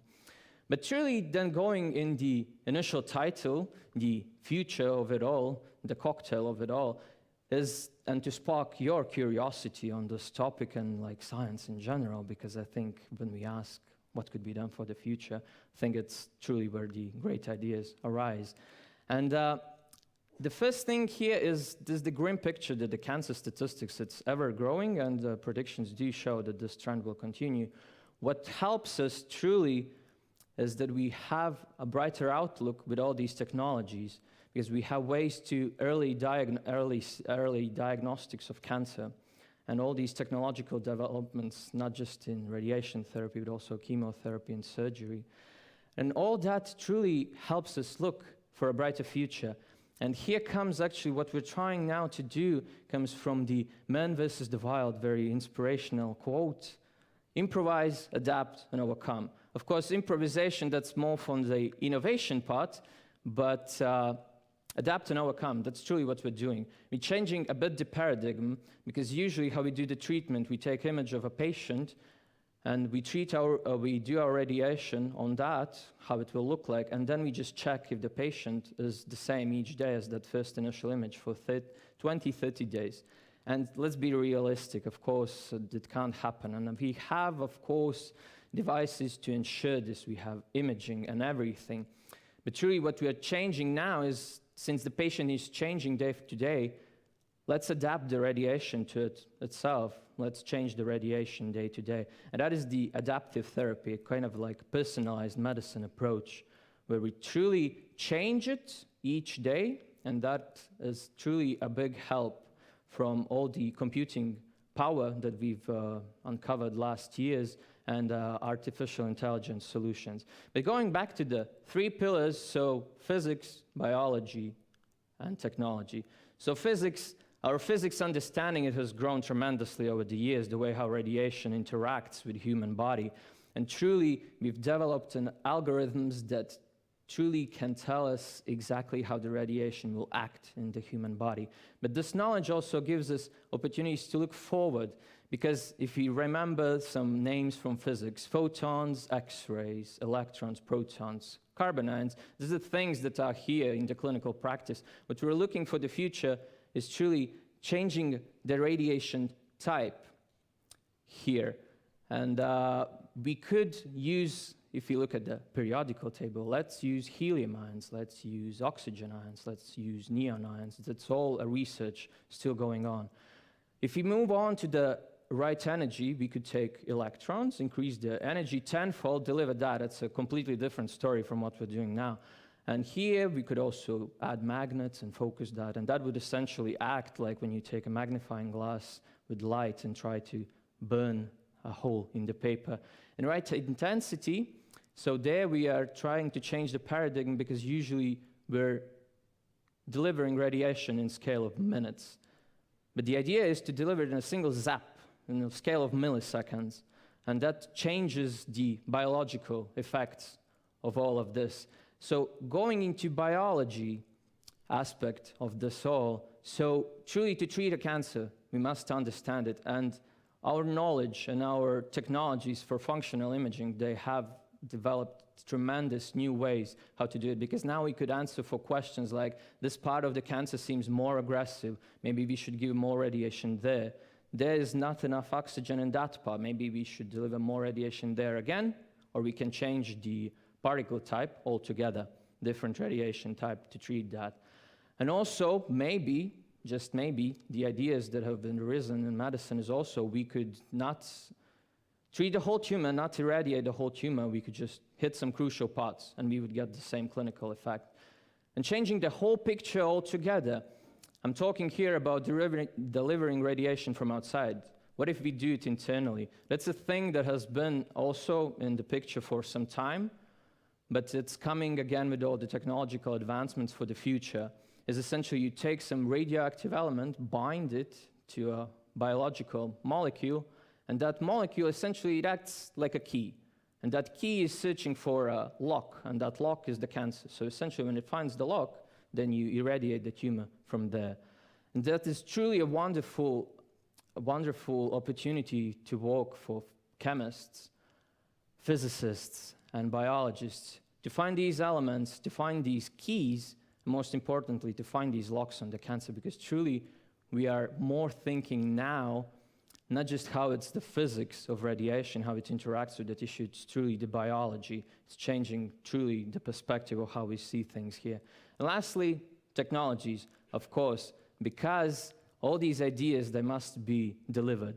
And that is where technologies and engineering comes into play, because sometimes it can be said, okay, physicists and maybe clinicians, they can come up with various interesting ideas, but truly it is up to engineers to actually deliver this. And they have delivered. They've joined technologies together, these accelerators with magnetic resonance imaging machines, with positron emission tomography machines, to give us new ways to treat cancers moving real time. Also to develop technologies to give this zap of radiation, to give this higher energy and everything like that. And that is actually a group where I work at CERN. It's when we look at the ion therapy, we need these ion therapy machines that can truly do all these new things and do it compactly and cost efficiently. So what to see from all this is I'm scratching the surface here altogether, and I'm just touching on the scientific aspects. But what I want to show you is that truly modern science, it's a growing field. It's a very lively environment, and we have like tons of young people there. And look at me, I'm still young, as at least I assume that I'm still young.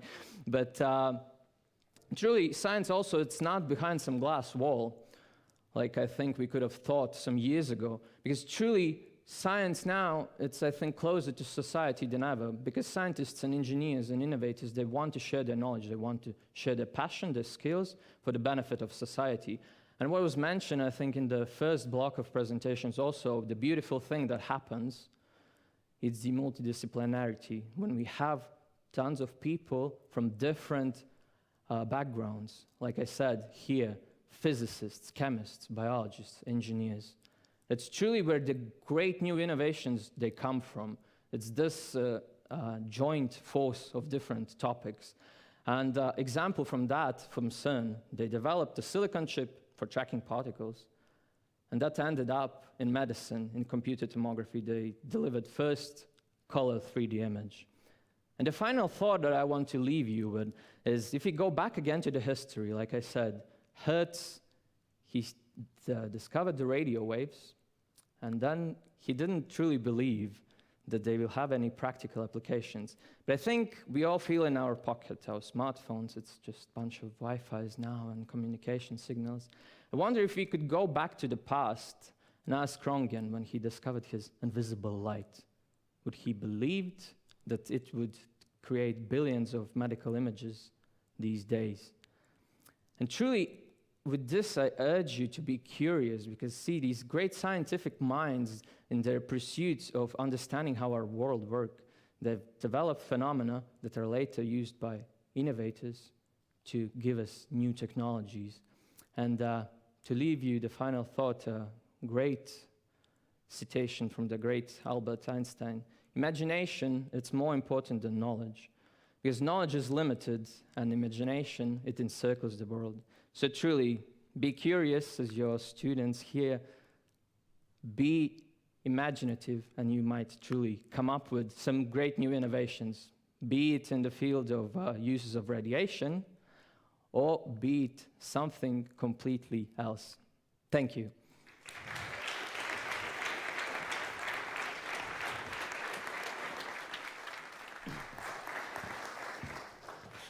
I will reveal you something. I ask every speaker before they come on the stage how they feel, and they are all so stressed. But particularly Kristaps, what he was saying is like, I'm more into those fundamental things, you know, like fundamental research, fundamental science. It's very challenging to talk about that in an attractive way. I think he really proved that this very fundamental topic can be convened in a very attractive, appealing, and inspiring way. So thank you, Kristaps, once again for that. And thank you for letting us get an insight into the world of radiation and the truly valuable work you are doing in different scientific groups to develop new ways how to treat the cancer. And as it was nicely summarized by Kristaps, the multidisciplinarity and interdisciplinarity is very much at the core of the nowadays innovations. So biology, physics, technology, but at the same time, I think he also proved the importance of communication skills, right? To translating the complex terms in understandable ways for the people from other disciplines. What I took into my bucket from your presentation, take a dangerous thing, make it into a valuable tool to get the best results with a minimum risk. When you experience a change, treat it as an opportunity. I know it's easy to say, much more difficult to do, but nevertheless, changes and stepping out of the comfort zones is what makes us more resilient and risk-averse in the future. So thank you once again. And now I am very happy to give floor to our next speaker. And let's applaud for Artūrs Pernauskis, please.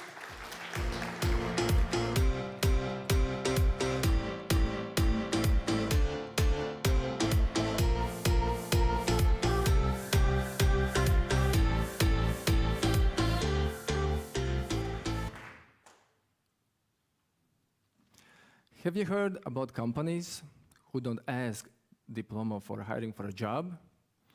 There is such big companies, Amazon, Facebook, Google, Apple, and much more. They don't care about your university diploma. They think more important is skills and experience. There as well, some business leaders are talking about useless of traditional schools, because traditional schools are teaching only about the tools needed for problems, but they don't teach most important part, problem solving. I'm a student, and there's a question, to be or not to be a student. Why we are still learning at universities, at schools, when nobody need our diploma? Maybe we should go and search for a job. Maybe we should learn something from acting, learning by doing. Idea about learning by doing is that we actually learn much more when we actually do activity. Sometimes we call it experiential learning. And my first experiential learning was a long time ago. And it turned into successful learning. Without books, without reading, I succeed, I'm here. And I think we all had some experience learning by doing. There was a small kids. We learned how to walk. We make a step, we fall down. Then we did some observations, and we saw, oh, there is some people who is walking. Okay, let's try again. We try again. And after a while, we learned how to walk. So I learned how to walk, and I went to traditional school, where learning was from the books. Yeah, there was some fun, like chemistry or physics lessons, but honestly, most of the lessons was a bit boring. You know, it's sit at school, reading. Why? Yeah, so, and after school, when I graduated high school, I didn't know what to do exactly for the future, because none of the lesson subjects was exciting for me. So I was checking the trends, what's popular now, and I saw some movies about rich lawyers. So that moment was psychology and law as a trendy university lessons. I chose a law. But is it possible to learn law only by doing? Because if you want to be advocate or judge, you need diploma. But is it possible to learn law by doing? Somebody will say, yeah, it's possible. You can interact with the law, you can get knowledge, you can learn law by doing. But you can't learn everything by doing. And when I graduated university, I got my lawyer diploma. I could work for a lawyer, but it was not exciting for me as well, because it was not what I mentally want to choose. So, as my diploma thesis was about cybercrimes, cyber was exciting and cybercrime is interesting, I knew I want to do something in the future with technologies. And nowadays we can see that technologies are replacing humans. Now more than 40% tasks have been done by machines. And in the future, next few years, more than 50% performance will be done by machines. Even now, lawyers are replaced by machines, by automation, and even, for example, in China, the judges, some judges, are replaced by artificial intelligence. So at that moment, I was searching for ideas, and it was trendy, Web 2.0 time, and the social networks was rising. And I thought, okay, I will create a social network as well. I will turn this into business. And I thought it will be easy, because I create a platform, I will invite friends, I will invite a family, they will invite their own friends, and it's easy. So it will become a booming platform. But it was not so as I was expecting. I started reading books about entrepreneurship, about how to develop business. And again, I started thinking, maybe I should go to university and study entrepreneurship. At one moment, I was a bit scared, because I was already wasting my time somehow in the university. But then I thought, hey, I have a company, I will go to university, I will study, I will get theory, and then I will use this theory in my company, and mix theory with learning by doing. First, who promoted learning by doing was John Dewey, and he was an American philosopher. And he said, education is not preparation for life. Education is life itself. And he suggests 4 principles of learning by doing. First is reality. We have some theories. I get some theories as well in university. I get some expectation, but reality was different. So I had my reality in my business. By learning by doing, I actively have new experiences. Second principle, discussion.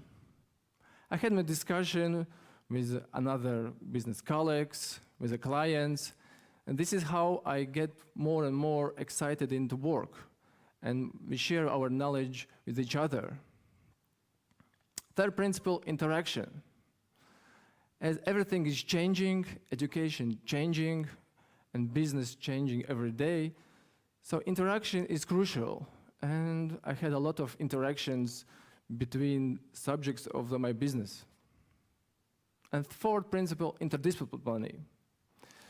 At my company, I saw how accounting is connected to finance, how finance connected to marketing, and how marketing connected to other fields.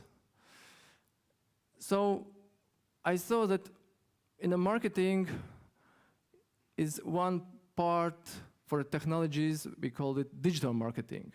And as I was developing my digital business, digital marketing was crucial for business development. At that time, it was very hard to find some courses at universities about digital marketing. It was something new. So I didn't have any options, just learning by doing.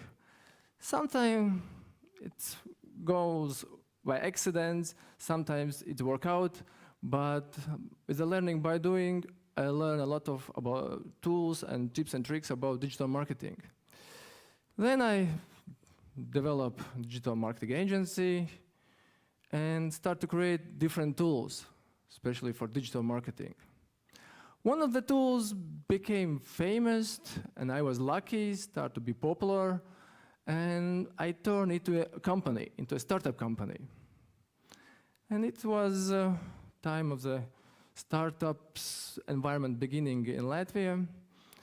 I was searching for investments, I was searching for partners, and luckily, the startups start to growing very fast.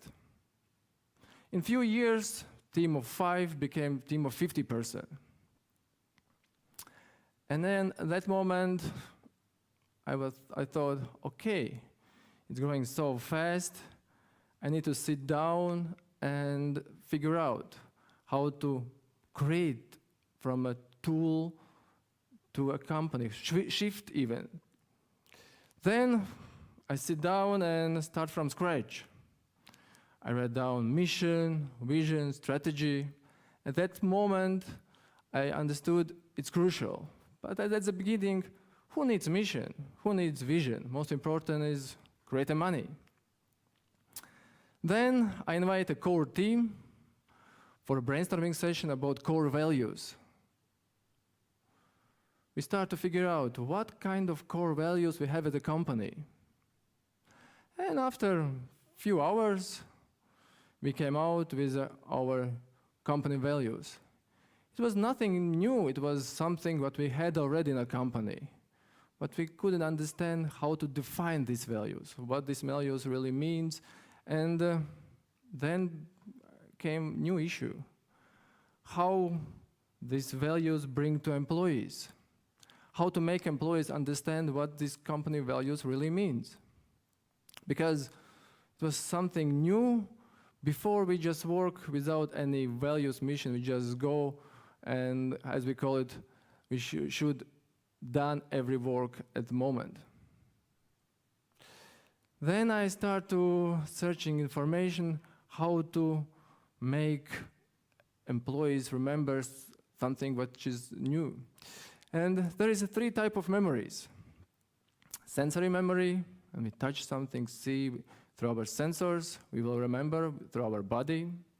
Short-term memory, when we try to remember, like for example, PIN code, we repeat the PIN code in our mind, but if there will be some distractions, we will easily forget. And then long-term memory, and usually we try everything brings into long-term memory. Then I was thinking how values make as a long-term memory for employees. That moment, I did some experiments, I make a test, and I understood if I will give definition of the values, they will not remember for a long term. And now, after my experiments, I have a new startup, new company, and we help clients work with employees. We help them to engage, motivate, and interact with each other. For example, if the company value is mentorship, we don't bring just a definition. We make them live through this mentorship. They interact with each other, with their colleagues. Instead of just writing something about mentorship, they help each other. They act with the mentorship behavior. Now is a new time for technologies. Before we had social networks, now we're talking about Web 3.0, new technologies as a blockchain, cryptocurrencies, NFT. Somebody have already some cryptocurrencies, NFTs here? So you're familiar. It's something new. It's something what we are learning now by doing, because again, it's very hard to find some courses about blockchain technologies. It's very hard to find some books. It's hard to find data about blockchain technologies and technologies based on that. This is, again, time to learn something by doing, but at the same time, interdisciplinary now brings big opportunity, because if we bring together interdisciplinary through our technologies, we can figure out some innovations. So conclusion is every learnings need to act as a learning by doing, because you will memorize better. But you can't learn everything by doing. Thank you.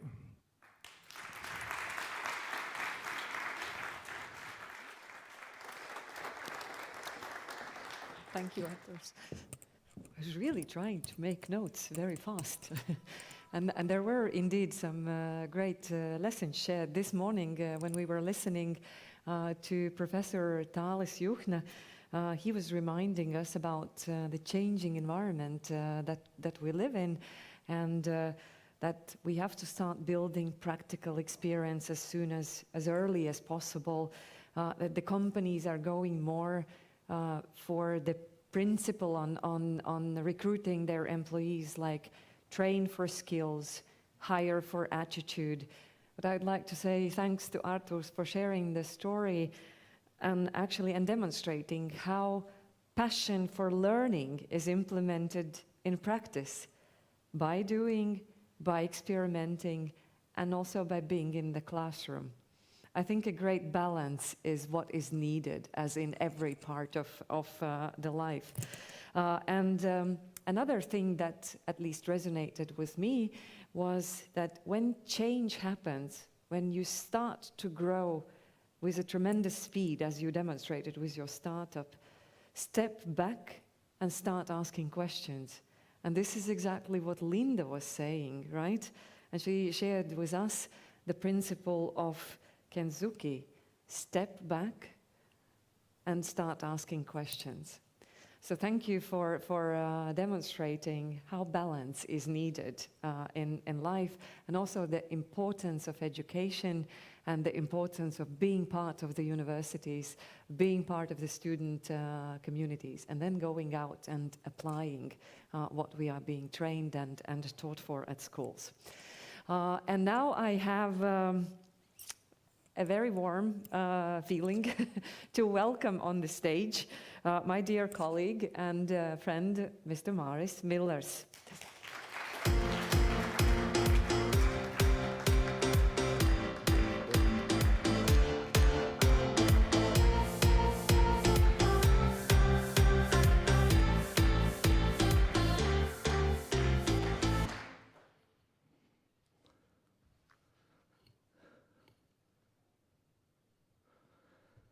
So, are you starting something new? Or are you on the way to start something new? Very good.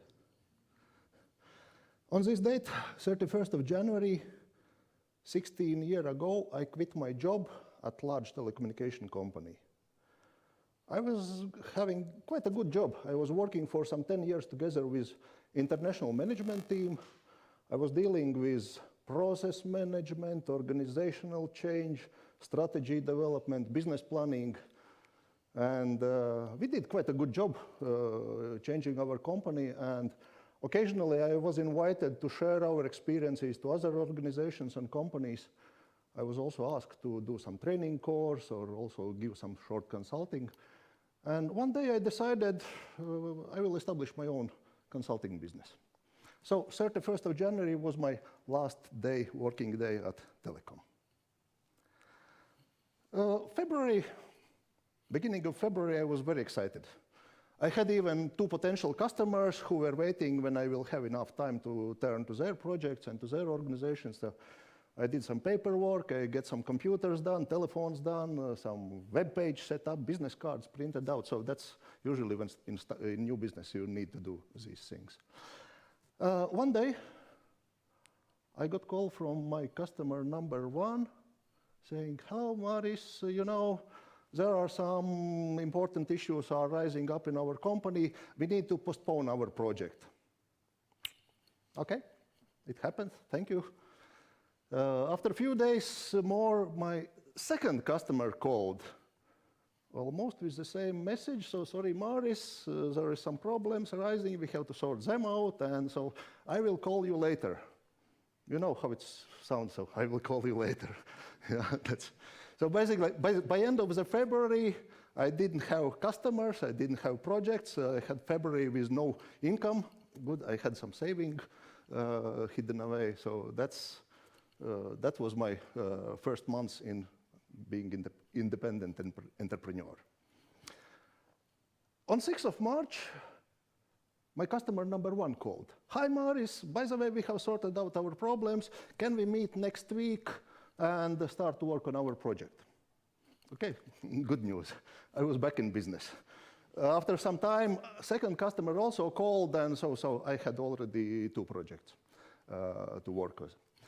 If I put my feelings and emotions over that time on a graph, probably we could end up with graph. So I started with quite a lot of optimism, doing some homeworks, preparation works, and then call 1 and call 2nd, and my emotions get in pit.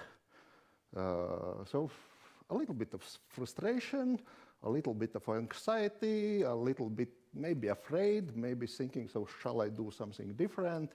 But when I got my projects back, that I was again happy, up and running, and now I'm 16 years already in that business. So my observation from this, my short experience is that pit happen. Pits happen whenever you start something new. At some point of time, you will get in pit. Maybe someone don't like this diagram because whenever we are in school or graduating university, everyone is promising, "No, you have all doors open for you." You know? So probably we are in textbooks and training courses, we have seen these diagrams when your revenues are coming up, how you are achieving market share, how you are getting all customers, so very happy pictures. And so these diagrams with pit, we used to skip them. However, if we dig around and look in other information, we can find some diagrams and charts where is some pit. If you look on technology hype cycles, so every new technology comes with some optimism and high promises, and then you suddenly find out that it's probably too expensive or too dangerous or not stable. So technologies gets also in some downfall, and only after maybe a few years or some longer time, so they become commercially viable, that so they can be used for benefit or for development. Learning pit, so probably you have heard that, so it takes 21 days to get new skill. And so during this 21 days, you have to work hard and time by time feel some discomfort. Also for team development, there is even like phases defined when you're forming team and then storming, and then you had some problems and you have to rearrange something, and only then you turn to performing team. So basically, so there pits happens. Pits happen. So if pits happen all around, my second conclusion would be, don't take these pits personally. It's not necessarily your fault or your problem that you with your idea or with your project get in some stress or disappointment or in anxiety. Don't take those pits personally. So they happen all around. Okay, if you are ready to wait for pit or expect a pit, then a good question is when it will be. So can I plan my future and expect so when I will have pit in my new project or in my life, in my new university or in my new job or in my new city where I start to live? I started to ask my colleagues, my friends, my customers also, what about their experience? And they also started to give different answers. Someone was saying, yes, already from the first day of project, I have so much stress. Someone was referring just like to the very end of the project or when time to deliver deliverables, so just before deadlines. Others were mentioning that probably in the mid of the project. Someone was mentioning after 1 month. Someone was mentioning after 5 weeks or 6 weeks. Someone even mentioned that story from the Bible that it takes 40 days to take people out from desert. 40 days, that's like an interesting number. So someone has thought about this, 5 weeks, 6 weeks, 40 days. By the way, I was counting also that from my 31st of January till this 13th of March when I had back meeting with customers, there was 14 days between. Yeah? So I started to use these 14 days as so probably that's the time when you go through the pit or you experience some difficulties or you experience some stress. So therefore, my third advice or next advice from today would be expect a pit. And if you don't have any better estimate or any better assumption when to expect your first pit or first problems, think about these 40 days. Or 1 month, or 1.5 months. But don't wait till the end of the project. Or don't wait for these 5 years when you will achieve whatever, graduate your university or will be big in your business. So think about this first month or 40 days or something like that. Expect. I have spent quite a lot of time in projects, being project manager, and I have participated in different projects. And usually project is a tool or project is a way how to bring change to company or to create some new product or create new technology or change processes. So basically, if we take any project, probably we could draft up such type of the project plan. We have 10 tasks to be completed by 3 months or by 6 months time or by 1 year time. And if you are a professional project manager, or if you have a team of people who are working together, you are setting up some regular team meetings. You can decide to set team meeting once a week or once per 2 weeks, but at least you have on the course of the project some team meetings. If you are working in organization and that's basically project for organization, or you have some sponsor or someone who is hiring you as a project manager, they also would like to see progress of your project and invite you to the board with report. Or if your project is so big and so important, probably a project board can be set up for your project. And of course, project managers don't like very much reporting to the board. Okay, so when we will do some proper progress, then we will go and say somewhere in the middle of the project, so 1 report, by the end of the project, 2nd report, and so very finally, so thank you very much, everything is done fine. But if we expect that something will happen in your project, it could happen that in 1 month's time or in 1.5 months, in your project you will find out exactly such things that you cannot complete that project in original way. Maybe you need to change some person in your team. Maybe you need to change some solution. Maybe you need to find more money to do some task or find more time. So if your first report to the board meeting will be, so dear boss, we have problems in our project. So you cannot explain anymore, don't take it personally, it happens.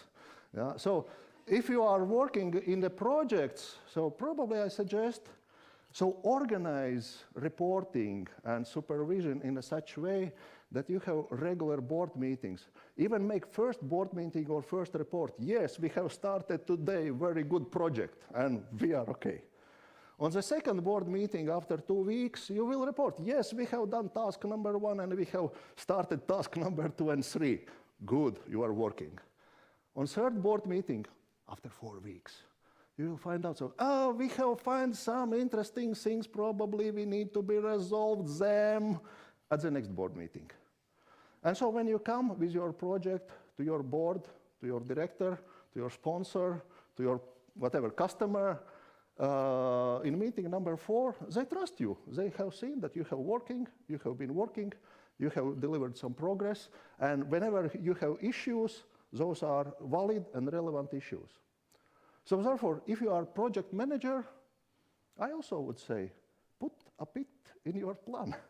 Maybe don't show that the board that so you are planning for some difficulties, but at least if you are working in your team, expect that there will be some time when you need to change something in your schedule, change something in team, change in budget, or ask your sponsors or your bosses for some important decision.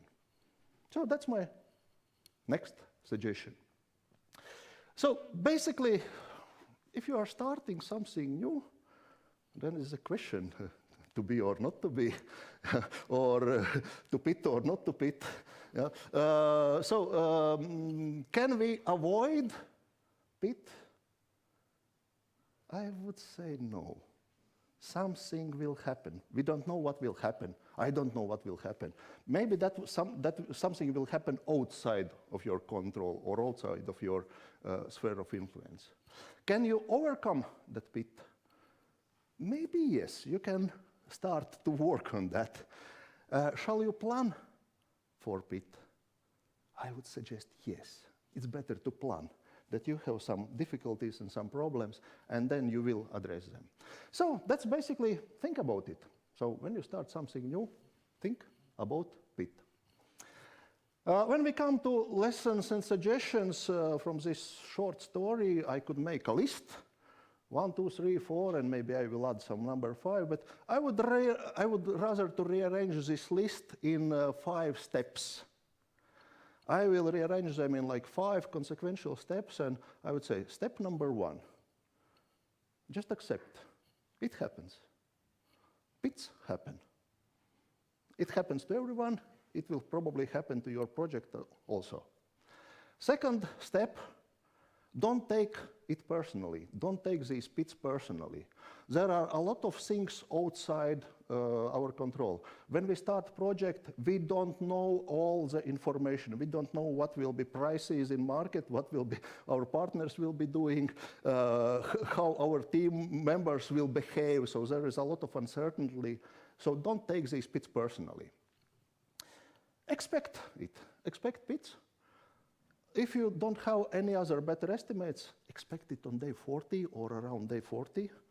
So there was written in Bible also that for Saul it takes 40 days to find a peace after people's death.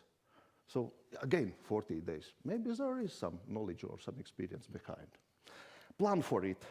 So take your project, or whenever you are preparing for final exams, or you are doing some driving courses or whatever else, yeah, plan for it. Assume that at some day you will have problem and allocate extra space or extra time, or be ready to ask for help if you need some help from external. Plan for it and put a pit in your plan.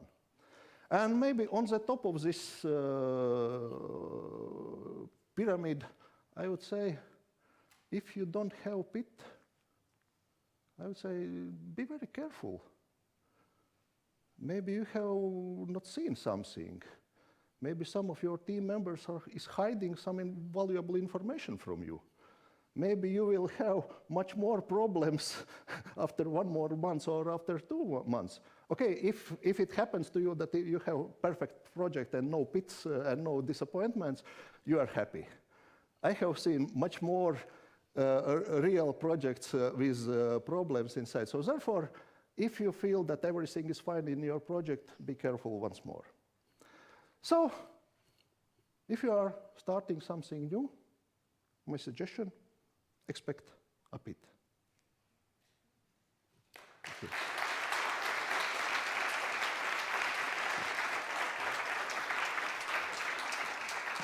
Thank you, Mari. I will share a very personal story. When you formulate the hypothesis, you have to test it, right? And then when you have a bunch of results coming out, you still have to validate those results. And a week ago, we met with Maris in a scientific conference here in Riga Technical University, as I'm still doing my PhD studies. Recently, I had a major change in my life. As Mari said, it was the 31st of January. For me, it was the 22nd of August, when I decided to change my job after being 16 years in the management position of the organization that I devoted so much life, effort, and energy to. And then when we were having a nice coffee break and we were chatting, Maris was asking me, like, how do you feel now? And I really started to thinking, like, how I feel. And then he asked me the same question, like, have you had, like, this pit? and are you going through some cycles? And you know, I thought, like, yes, first maybe it was 6 weeks or 5 weeks. But then we looked into the calendar, and it was the 40 days. And I was having this very little sentiment, maybe longing for my colleagues, longing for some projects. And then I understood it's okay. It's natural. So there is something in these 40 days. And when it happens, it's nice that you are prepared, or at least you know that it will happen. And I would like to say thanks to Maris for sharing this very, I would say, practical observation, but that probably that has roots already many centuries ago. So starting something new, expect a pit. Processes have their ups and downs. And just be prepared and be organized for that when it happens. Thanks once again. And now we are, yes, a round of applause. And now we are going to listen to our final speech before the lunch break. And I would like to call on the stage Nikita Kazakevich. And let's greet him with a great round of applause. Nikita.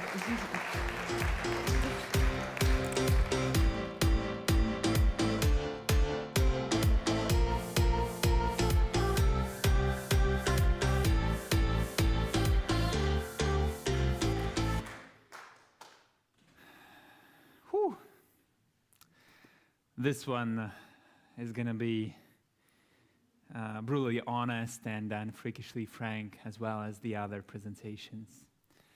And it is true. What's written on the slides, I am a mess. I feel incompetent, stupid, and weak on a daily basis. I feel the struggles, the challenges, and the fears of the close friends and family members. I lack meaningful motivation. I lack, physical vibrance and spiritual energy. I lost it. I lost it somewhere. And I am lost. And there is a good chance, well, unfortunately, that if you are a scholar, a student, a young professional, that you feel me. You maybe feel like me. And if you do, there is good and bad news. I mean, the good news are for me that I'm not alone. We are not alone. And the bad news is that the uncertainty, the unfamiliar and the unknown is just gonna expand, still gonna expand no matter what, especially if you're bananas enough. If you try to find something new, if you learn new bits of information and starting the new initiatives, then it's gonna be expanding, the uncertainty is gonna be expanding even faster. So what do we do about that? Should we stop? Should we stop expanding the horizons? I know that obviously you know that the answer is no. You know, we can't stop. I mean, it's next to impossible. I know that I will not stop as well, but not for the right motivation, not for the right things. I will not stop because of, you know, the vision that I have, or the mission that I feel accustomed to, or my values that push me towards and through all the challenges and barriers. I will not stop because of the fear. Because of the fear of failure. And I really want to say that it's my opinion that matters the most for me. You know, that I don't want to seem to myself as a failure. But brutally honest, for the most part, is the opinion of someone else. That my friends or family or someone else will see me as a failure. And that is what I fear, and that's where my motivation is coming from. Don't get me wrong, I know it's unhealthy. It's not that I'm proposing this to you as a way to live. But it is true, that is what I have right now. It is what it is. And I am a mess. And my motivation is unhealthy, I know that. And the unknown is expanding, and it's gonna still expand and expand. So what do we do about that? Embrace the uncertainty. It's kind of a useless sentence in my opinion. That is what I hear, you know, in the motivational speeches or Instagram quotes. Embrace it. Planning for the worst, though, is what I find the most useful and rewarding. The majority of the anxiousness and the fear is consolidated in the worst case scenario. I fear the worst. So why not to be prepared for it? Why not to have a step-by-step scenario for the worst case scenario in the situation that we feel unfamiliar with or unknown? And as for today, this is it. This is the most stressful situation and unfamiliar for me. And I have a plan. So the worst case scenario is that if I might forget the word, or a sentence while presenting, or the whole plot. That will be a miserably failed presentation, but I have a plan. I have a three-liner prepared for that, in a sense, can be implemented within any part of the presentation. I memorized it, and I have it in my kind of pocket, mental pocket. I have it prepared, and if I'll forget something, I'll just push it in, and I'll have a little time to breathe out and to pick up the pace and to find out where I left that. I haven't used it yet, by the way, so still have it in here. Okay, so we are ready for the worst. Yes, we prepared for that, but what is happening in between? And the mantra says that we cannot stay in the comfort zone. We can't. if we want to learn, if we want to grow, we have to push ourselves outside the comfort zone. So basically, and we as, overachieving, very ambitious individuals, I believe, here and online, we can't stop growing. So we have to push it forward. So we have to actively leave the familiar. We have to push ourselves out of the comfort zone. So we have to meaningfully and mindfully live the known, step into the unfamiliar, and embrace it. And it sounds exciting, the unfamiliar, all the new things, what's going to happen. It sounds and it is exciting. I love it. Unless it paralyzes us and spits us out. Because it's not always, the unknown and unfamiliar, it's not always the nice place. It has a potential to push us upwards, but in a sense, it's not always a nice place to be at. The epiphany and the aha moment of mine for this year is actually the immense amount of improvisation that are happening in professional environment, especially if it is coded with innovation or new ideas or new teams. You won't believe, or probably you will, I hope you will believe me, but there are so many professionals, experts, high-level executives that pretty much improvise all the time. They don't have all the answers. They don't know everything. They know part of it. So at some point, to go through unfamiliar, we will have to improvise. We won't have all the information, everything prepared for us to know everything. We'll have to improvise.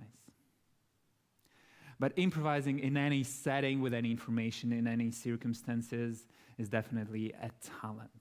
I don't have it. However, what I find the most useful in my case is improvising on a solid foundation. And by a solid foundation, what I mean is that I know my strength. I know some of the topics that I feel knowledgeable, experienced, skillful as well. And what I learned myself, what I taught myself to go through the unfamiliar, is to always get the dialogue or the topic into my hands, to push it a little towards my solid foundation. In that sense, data-driven decision-making and process optimization and process design is where I feel the most comfortable. And I can adapt those topics to pretty much any situation. And what I do, and it is a choice, it's not even a skill, it's just something to keep in mind, is that any conversation where you must improvise, you can dive it towards your solid foundation, where you feel most comfortable and can get through without any paralyzation. Obviously, the overarching topic of my presentation is coping. Coping with stress, with ambiguity, the uncertainty, the unknown, the change, all of it. Have to cope somehow, some way. And based on my psychotherapist, the best coping strategy or the best coping mechanism is humor. And it's not about making fun of yourself. It's what they say is, please don't take yourself too serious. And it is great if you can engrave this into your brains, into your soul and spirit, and really in certain situations, just not taking yourself too serious, that's perfect, that's amazing. I can't do that. I can't. Because the questions and the topics that I care the most, that I'm responsible for, I take them very seriously. I care deeply whether I'm a good or bad manager. I care deeply about all the fails that I make there. I can't just laugh about that. I care about whether I'm a good or bad son as well, or whether I'm a good or bad friend. I just can't, fuck it. I failed, sorry about that. I can't. What I can do, I can hope. Coping and hoping is what I do. And I hope that at some point, at some day, somewhere in the future, I will be able to look back and see it as a, funny mistake that actually didn't matter that much, maybe. So someday, it might seem funny. But please, if you hear, that don't take yourself too serious, or it's just a task, or it's just your responsibility. You failed, that's okay. I mean, it's okay to fail. But please, don't think that something is wrong with you if you take some things very serious, and this one doesn't stand. Not taking yourself too seriously might not work for you, as it doesn't work for me, and I hope it's okay. And again, you're not alone. And what I have to say, and I have to apologize in front of you, because the topic, the theme of my presentation kind of proclaimed that I'm going to provide you with very sharp and working toolbox, how to navigate through the unknown. Something like a map or a compass, something that's going to work perfectly. I failed miserably, I know. At max, what I could provide you within this presentation is a tiny patch, coping patch that might help us to go through the unknown. It might be useful and helpful for us not to get paralyzed and to, with a nice smile over our heads, to go through the unknown. And this, tiny little coping patch actually helped me to get out of the mess. You know that it's a lie, right? That one is a big lie. I am still a mess. I'm still a mess. And I still plan for the worst. I still improvise through the day and really hope that all that, pressures me right now, at some point, me, hopefully with you, friends, will be able to look back at that and see it as a, funny mistake that happened and didn't matter that much. Thank you.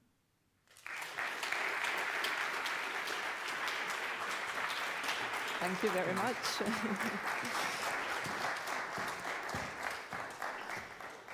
It's natural not to have all the answers, improvise. If you forget your plot, oh my God. I think that three-liner would not be a savior. But anyhow, it's a very good advice, and I will keep that with me for the next event. Do not take yourself seriously. Someday it may seem funny. Truly approved, from my experience. But very difficult, again, to implement when you are facing the challenges and realities of the life. We have heard 8 tremendous speeches. And I hope that you have enjoyed these sessions as much as I did. And now we have deserved a nice lunch break. The lunch will be served outside in foyer. And now I will tell the magic words. Forget the program, we will improvise. Because we are much ahead of the schedule, which happens so rarely. Normally the events are lagging behind, but we are really, we've been very, very effective in saving the time, but not sacrificing the content. And we will return back to the hall at 2:10. Okay? 2:10. Enjoy the time, and I'll see you back in the hall.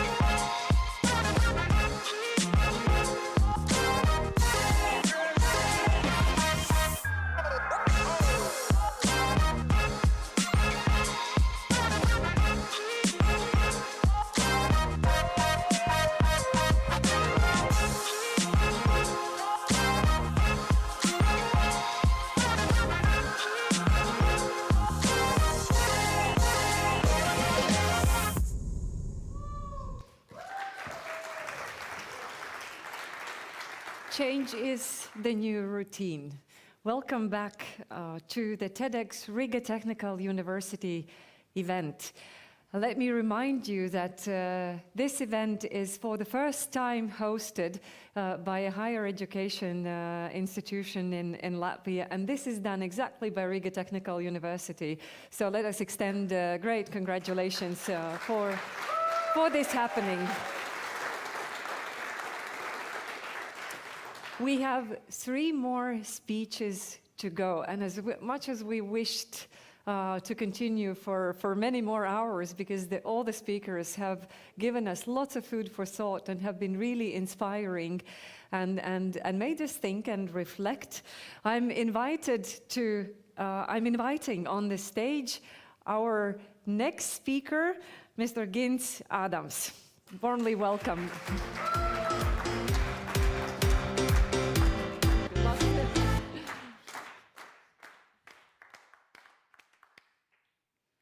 Good evening, good day all. We change the world. To embrace those changes easily and stress-free, I will try to deliver my knowledge, my experience, my research on it.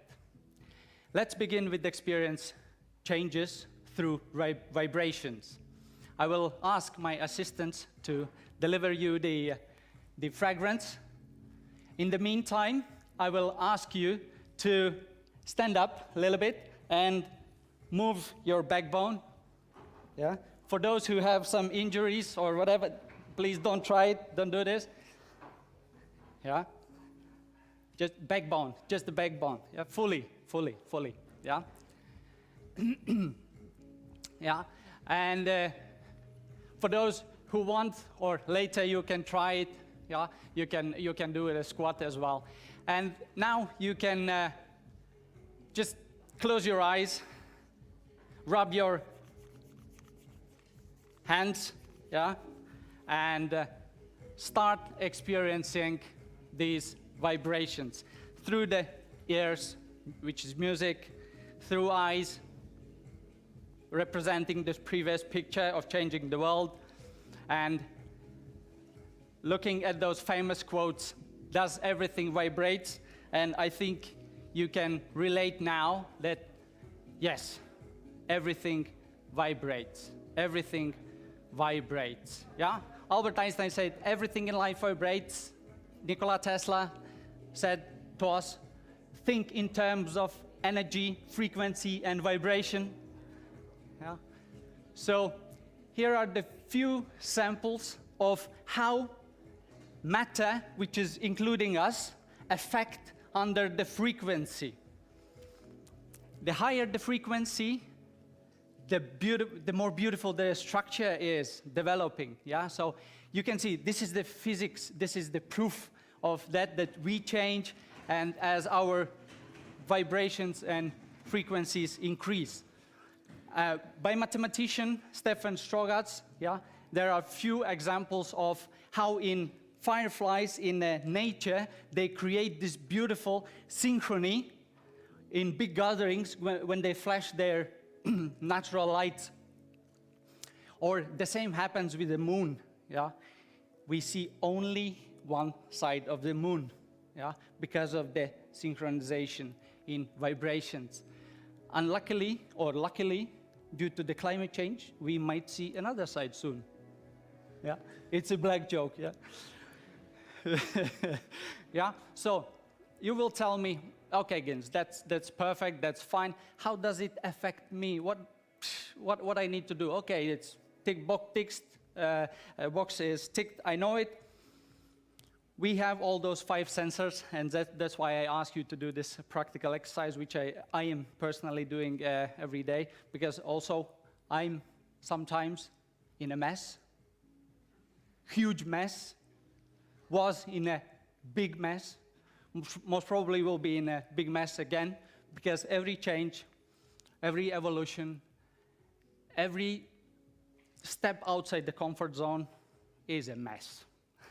Those pictures which you saw how the matter is organized, they were already organized matters. But what happens in between is mess.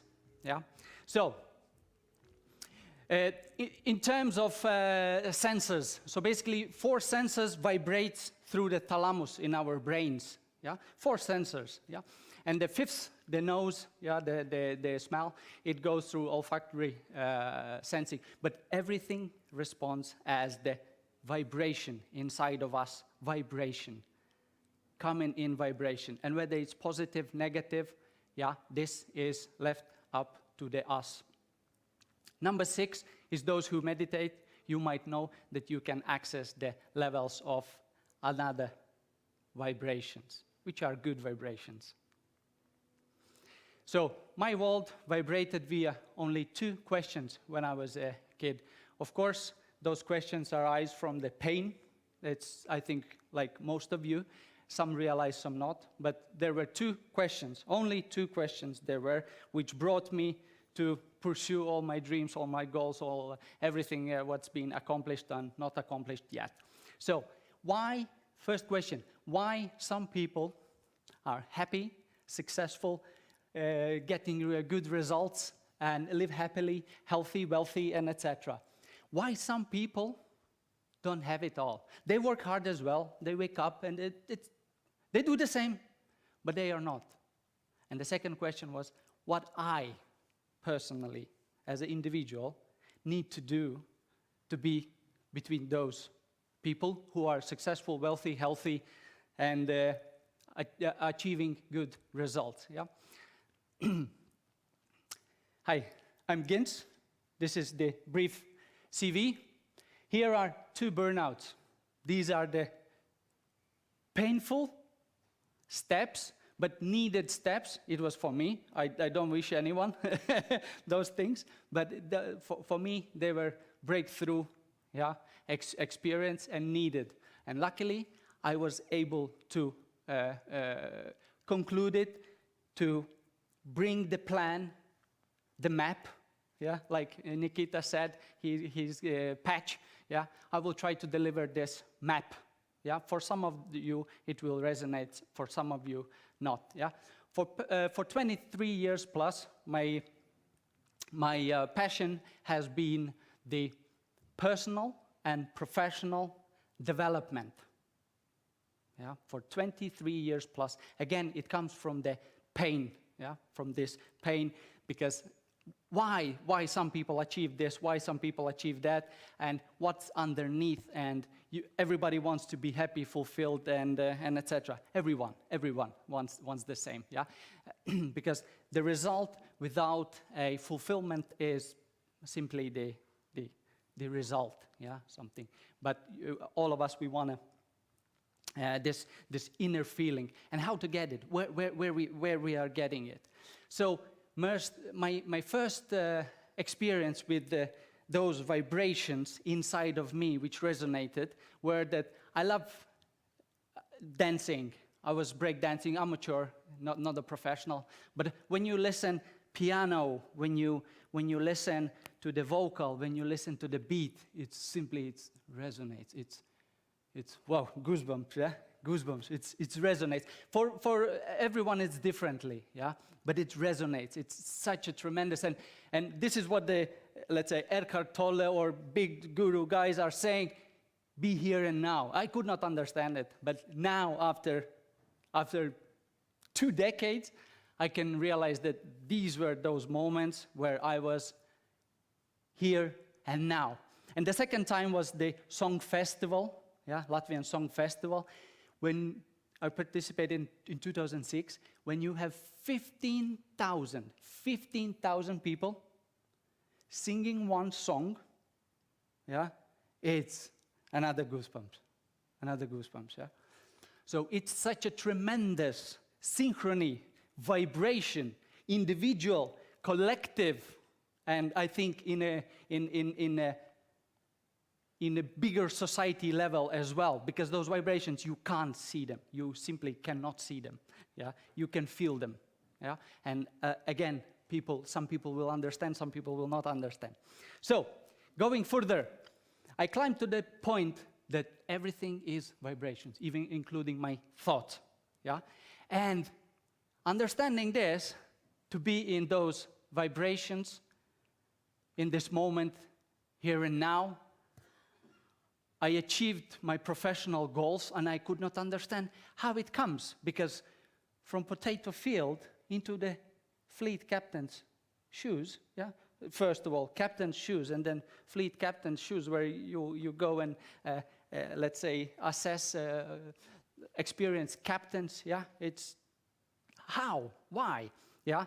Not why, but how, what is this formula was, yeah? And for me, it was getting to this point that I resonate, I vibrate, yeah? I create these vibrations across, so basically my close environment, my family, yeah? Then we go further, the country, yeah? And of course, our world. And if you will see, thought, everything is vibration. Every your action, every thought, every speech, everything is vibration. And it will resonate with you in some way, yeah? With some of you negatively, with some of you neutral, with some of you positively. But this is how it works. And this is where we come vibration in, and vibration goes out. What happens inside here, that was the big, huge question for me. And partly still is, because now you get to those pieces all together. I need to get those pieces together. But when you understand that everything you see, everything you listen, everything you taste, smell, everything results in how do you feel, yeah? How do you feel? And this is where I was feeling very bad, very, very bad for a long time because of the mind conditioning, so-called, yeah, so that you think in dogmas and you're not happy with what you have and you want more, you have more, you want even more. What is this, yeah? So, and then I concluded that my mind should become more flexible, yeah? To stand here, for my mind, it's mind-blowing, yeah?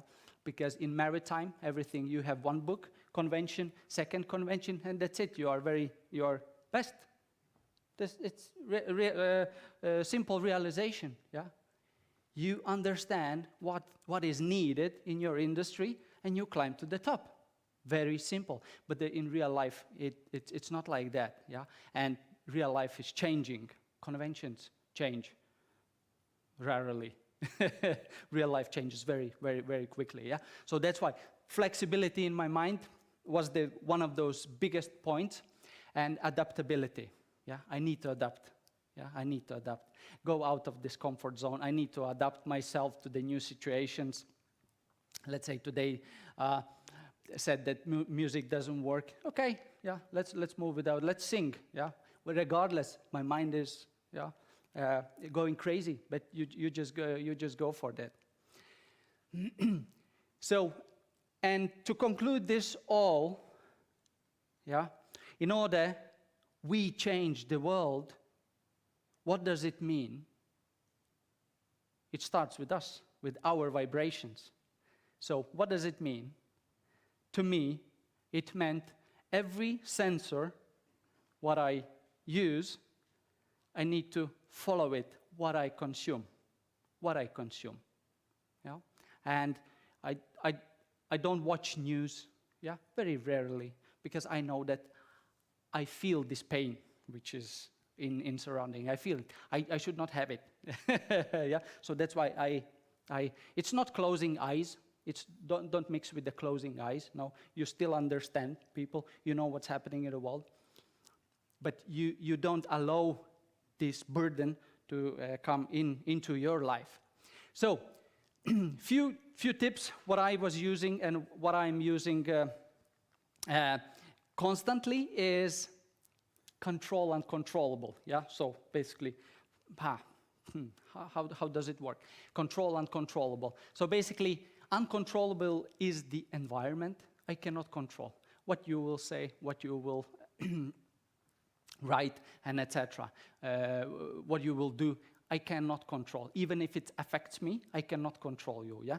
There are some times when I can influence something, but I cannot control. That's the point. I cannot control. So that's why knowing that those vibrations come inside of me and they create this negativity or positivity or whatever it creates, yeah? So I can control this, yeah? I can control my reaction, my outcome, my feelings, my thoughts, yeah? My body intensity, yeah? And of course, I can control when to get a little bit mind to settle, yeah, which means meditation, any form of meditation, yeah, some dancing, some singing, some people go to the forest, some simply sit and calm the mind with the multiple techniques. There are a lot of them available now, yeah. So another strategy which I was doing, change, the word change sometimes can fear, and change means that it comes from everywhere, yeah. So basically, I exchanged this concept. The world is not changing, it's evolving. So basically, it evolves, and there's only one direction for evolution. It's one way. Yeah. So instead of 360, I'm looking 1 degree. Yeah. Again, it doesn't mean that there are no problems and etc. But when you know that vibrations, if we're getting up, there is chaos. Before it's sunshine, yeah, then it's easier. Multitasking, scratched out of the window, yeah. I was doing a lot of these things, was following Mr. Musk and a lot of leaders who are achieving a lot. How do they do these things? And then I came to this martial artists, yeah. Martial artist is never fighting 2, 3, 4 persons simultaneously. No, it switches over to one fight to another fight. So, and this approach I use in my daily life, yeah, just to prevent these burnouts, just to prevent this overwhelming situation, just to prevent this information overload. Yeah, of course, when it comes to this internal map, yeah, this is where I came to this. M-I-E-I-B-I, yeah? Mind intelligence, what your mind does, what thought, why my mind is thinking these thoughts, what to do with them. Is it something old?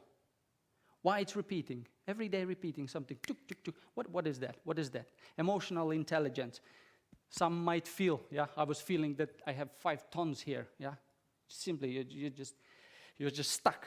Yeah, you're just stuck. What is that? What is that? Okay, let's dig deeper. Yeah, let's take shells off it. Yeah. Body intelligence. How easy you are when you are not in stress situations like this. Yeah, but when you are in a forest, let's say, when you sit down and you can feel your legs, your arms, your head, your everything, yeah? How easy you are, how light you are, how do you feel, yeah? All these things, yeah, to me, they came together because in controlling the outside, I got 2 burnouts, so it doesn't work. So it means through inside, I need to control outside, yeah?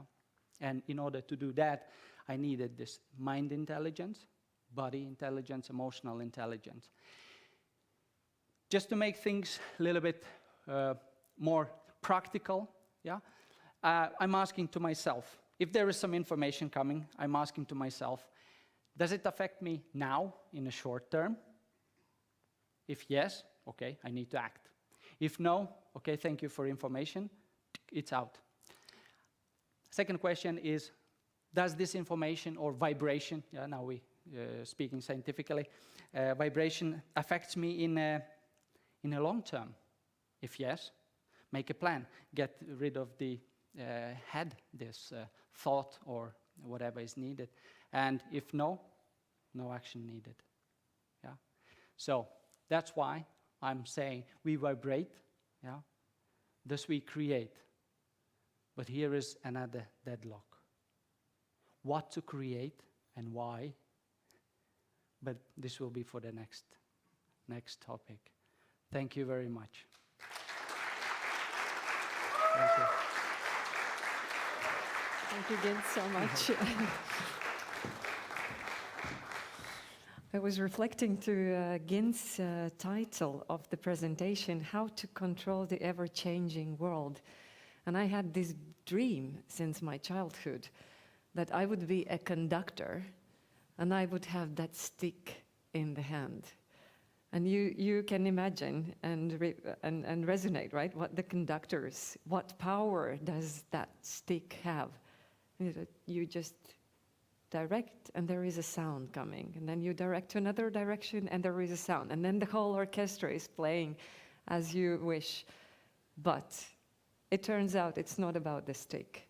It's about the very hard work with yourself, with your inner self, learning to control what's controllable from inside, rather than focusing on what cannot be controlled. So thank you, Gins, for sharing very practical advices. And now I have a pleasure to invite to the stage of this TEDx event my dearest professor, Elina Gaila-Särkkänen.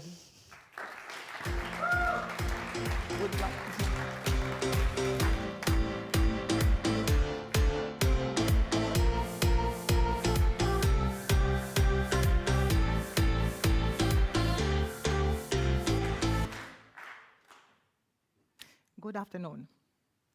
I will start my speech with a very simple question. Do you know what people are most afraid of? Yes, exactly. From public speeches. So, do you know what could be in the second place? Yes, the fear of death. What could be in the third place? To die during the public speech.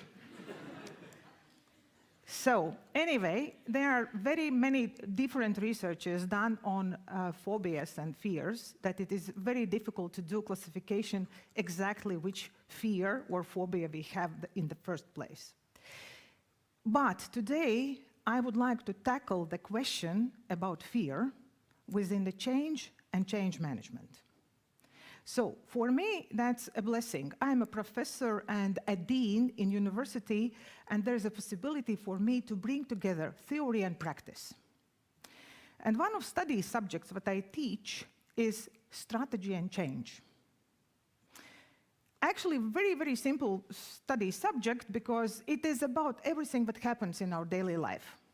And there are just few things, fundamental things, that we should know about that. And the first is, what comes first, strategy or change? That's a very tricky question. It's like to answer on the question, what was first, chicken or egg? So then, we should understand what a change is, in what level it happens, who is involved, how long it is going to take, and then finally, just to manage it. And on the top of that, there should be some kind of theoretical, statistical, evidence-based blah, blah, blah. And besides that, there is also 7 to 13 organizational change models, which are really recognized in the world. Basically, learn about these models, find the best one for your particular situation or organization, do everything according to the textbook, and that's it. You will survive. Easy peasy, lemon squeezy. But more I dig into this topic, both as a professor and as a dean who is always in charge with changes in the university, more I understand that it is not so easy. So every yes, what I say, every decision, what I make, cause changes. Do you have the same? Exactly. So, but, you know, there are those gurus who work in the strategic management, change management, they have such statistics that 80% of people within organizations are afraid of changes. They resist to changes.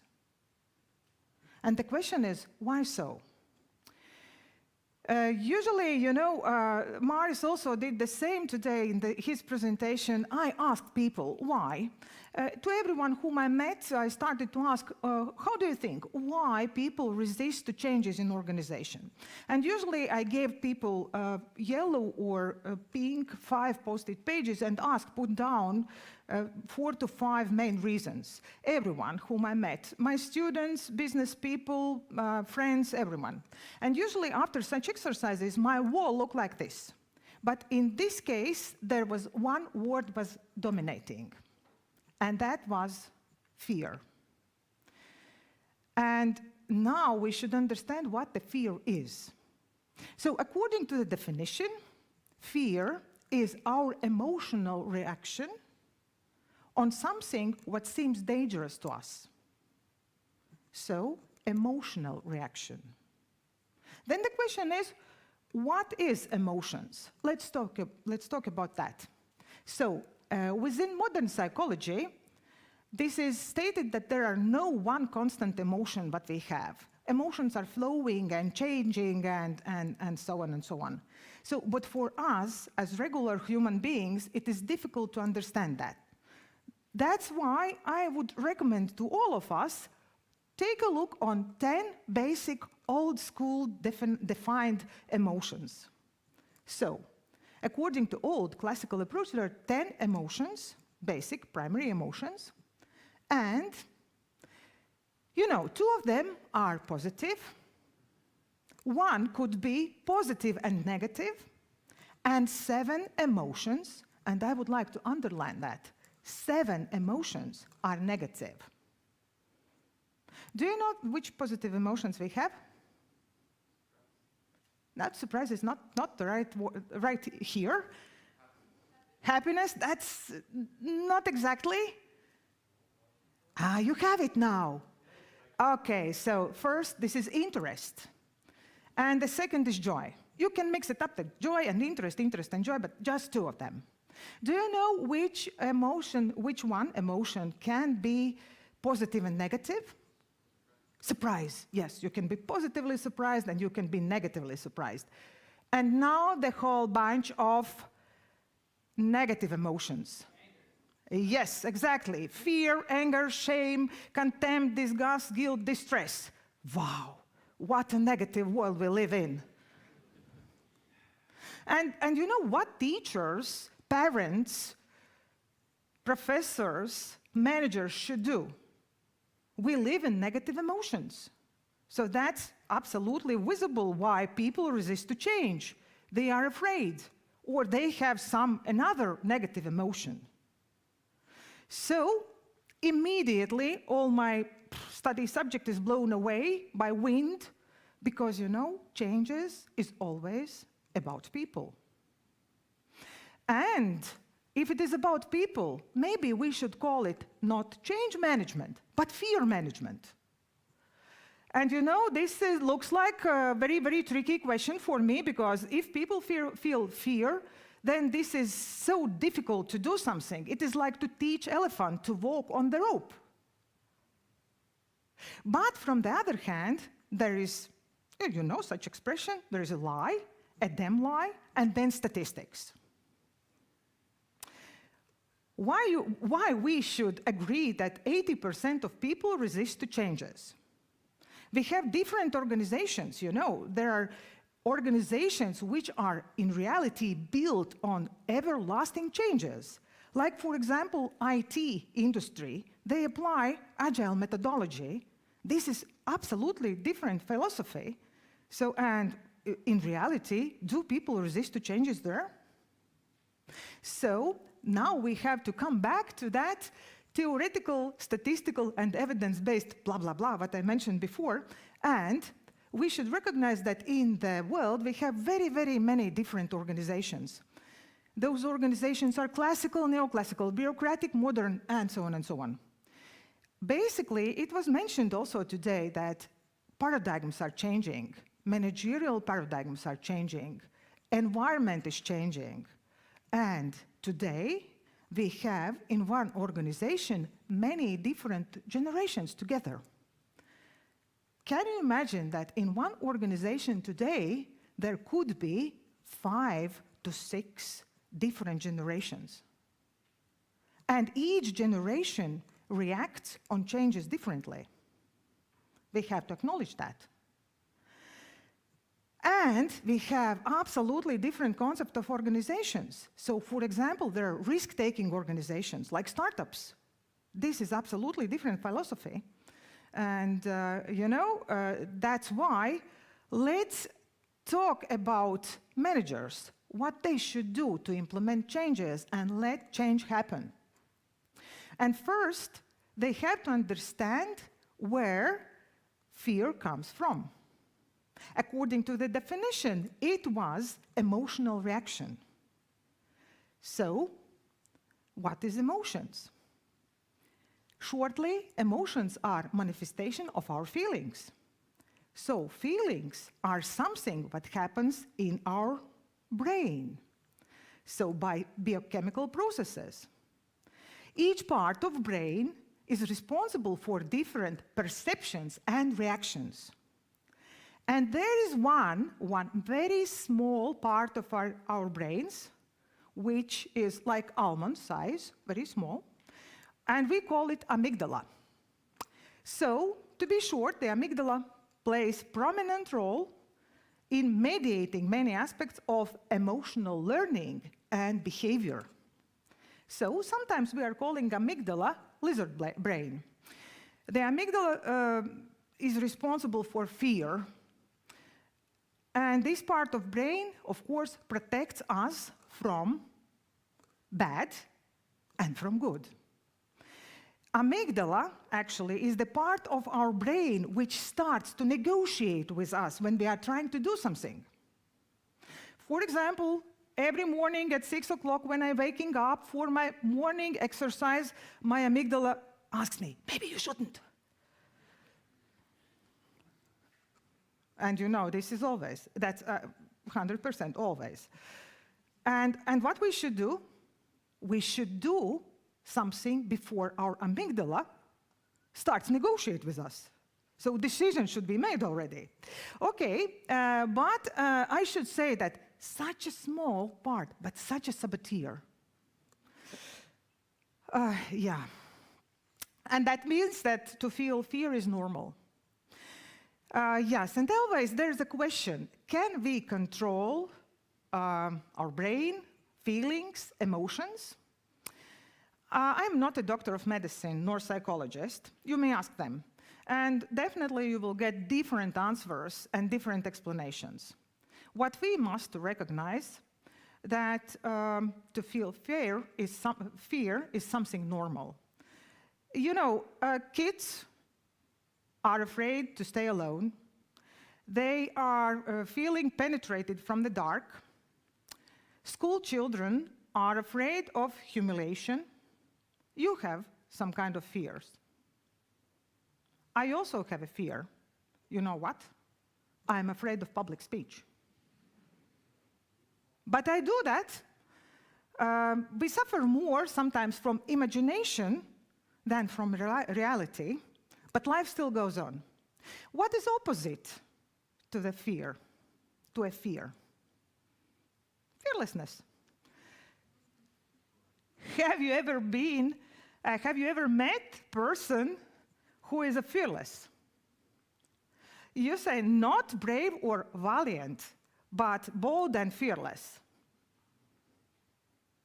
I had been pretty many times with such persons in teams, and sometimes that person was very brave to meet danger, but at the end of the day, it became a threat to all the team. Because such persons they look like hyperactive, like that dog. And sooner or later, they cannot be taken seriously. So that's why we should recognize that it is better to recognize that you have such feeling as a fear and work with that. So now the question, what managers, leaders, team leaders, what they should do in order to succeed in change management? And first, what I should say, that they should work in positive emotions. Yes, they should keep interest and joy, and that's possible. The second thing, and it was already mentioned today, we have to fail. And we have to fail and learn. Fail yourself if it is necessary. You should remember that failure is absolutely normal. If we fail, we learn. If we will not fail, we will not cause any changes, we will not learn. So that's why we should fail, we should learn from it, and implement changes. So one more thing what is very important to succeed in change management is to use different tools to make change and achievements visible. In other words, show your success, make your success visible. You know, people like to see the progress, and people would like to be happy to see that success is here, and the visualization of the success will help others, those who are still not involved in the process, in the change, those who still feel afraid or afraid to participate in the change, they will start to do that. And now for individuals. How do you think what you should do? First of all, you should recognize your fear. You should analyze it. Why? What are you afraid of? Basically, you shouldn't be afraid of change. Changes will happen with or without you. It's better to be a part of change then, if you know that it's going to happen without you. So second, you should adjust your attitude. Basically, we are most often afraid of obstacles, not on the situation itself. So when we are stressed of obstacles, and when you adjust your attitude, the stress will be gone. And then I would recommend to you, never be afraid of change, because as we today noticed, that's normal. We have amygdala. And finally, I should say that being afraid is natural. And the key to success in this is to start before before you are ready. But I'm sorry, and in spite of my fear of public speech, I did it. Thank you very much.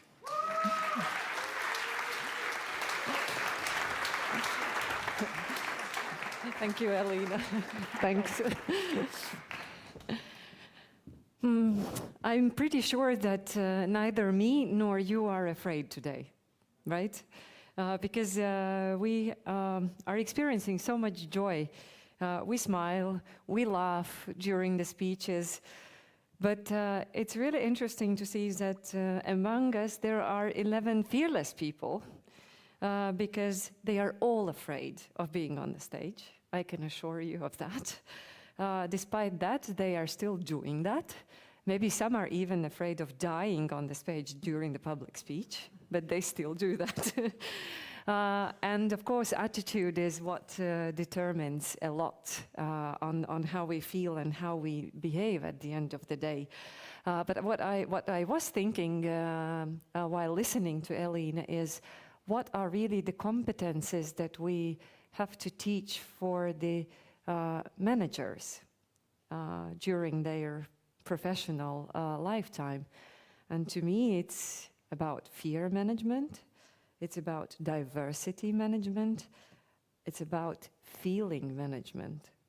A whole set of competences we need to become successful managers, as well as to lead our organizations and teams and ourselves as individuals through the changing and turbulent environment we live in. But now we have reached the stage that we are going to listen to the last speech of today's event. As pity as it may sound, but it's true. The time is flying, and our concluding speech today will be given by Mr. Ralf Gausteins. Please, Ralf, welcome on the stage.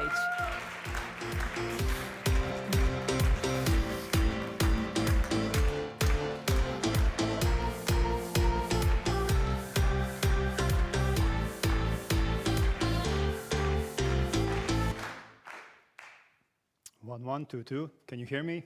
Test, test. Okay. Where should I start? Okay, there is the saying, last but not least. I hope so, that is truth.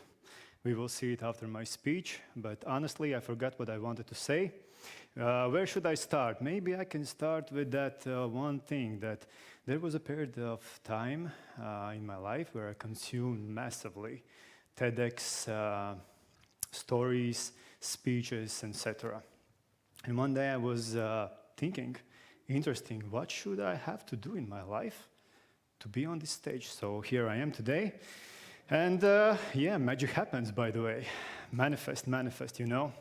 But today I would like to speak about one topic. Sometimes not getting what you want is a beautiful blessing. Yeah, hi everyone, my name is Ralf Goldsteins, and on my business card is written that I'm an investor, investment leader, and with 10 years already experience in real estate and blah, blah, blah, blah. But honestly, I'm a simple guy from a small town with 2 arms, 2 legs like you have.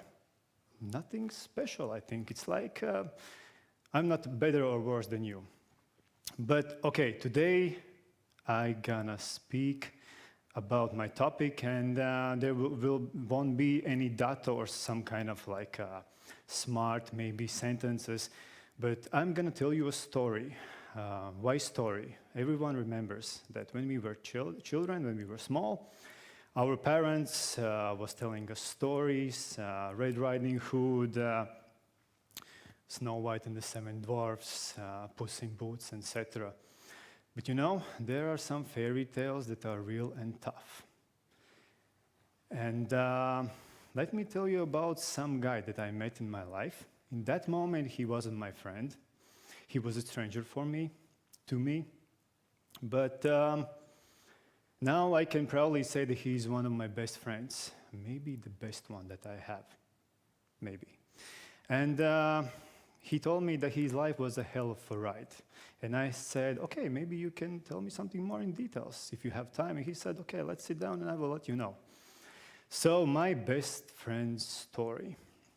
He was born in a very lovely, loving, beautiful family with 2 parents, with a sister. Spoiled, well-dressed, always with a full stomach, etc., etc. But when he reached 1 year old, when he reached his first year, he experienced clinical death, and he died. In three-dimensional world, he died for several minutes. And doctors were surprised that he started to breathe. It was a magic. They said that there will be a lot of problems in the long term, for a lifetime. It's a miracle. It's a magic. But things happen like that, you know. Then he reached 5 years old, if I correctly remember. I think he was somewhere around 5. He opened his eyes on an operating table in a hospital.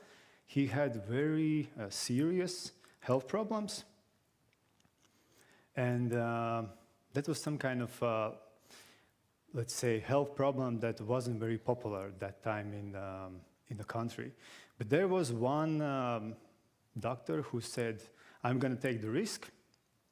I more or less understand something about that issue, so I will take a risk. And yeah, he survived.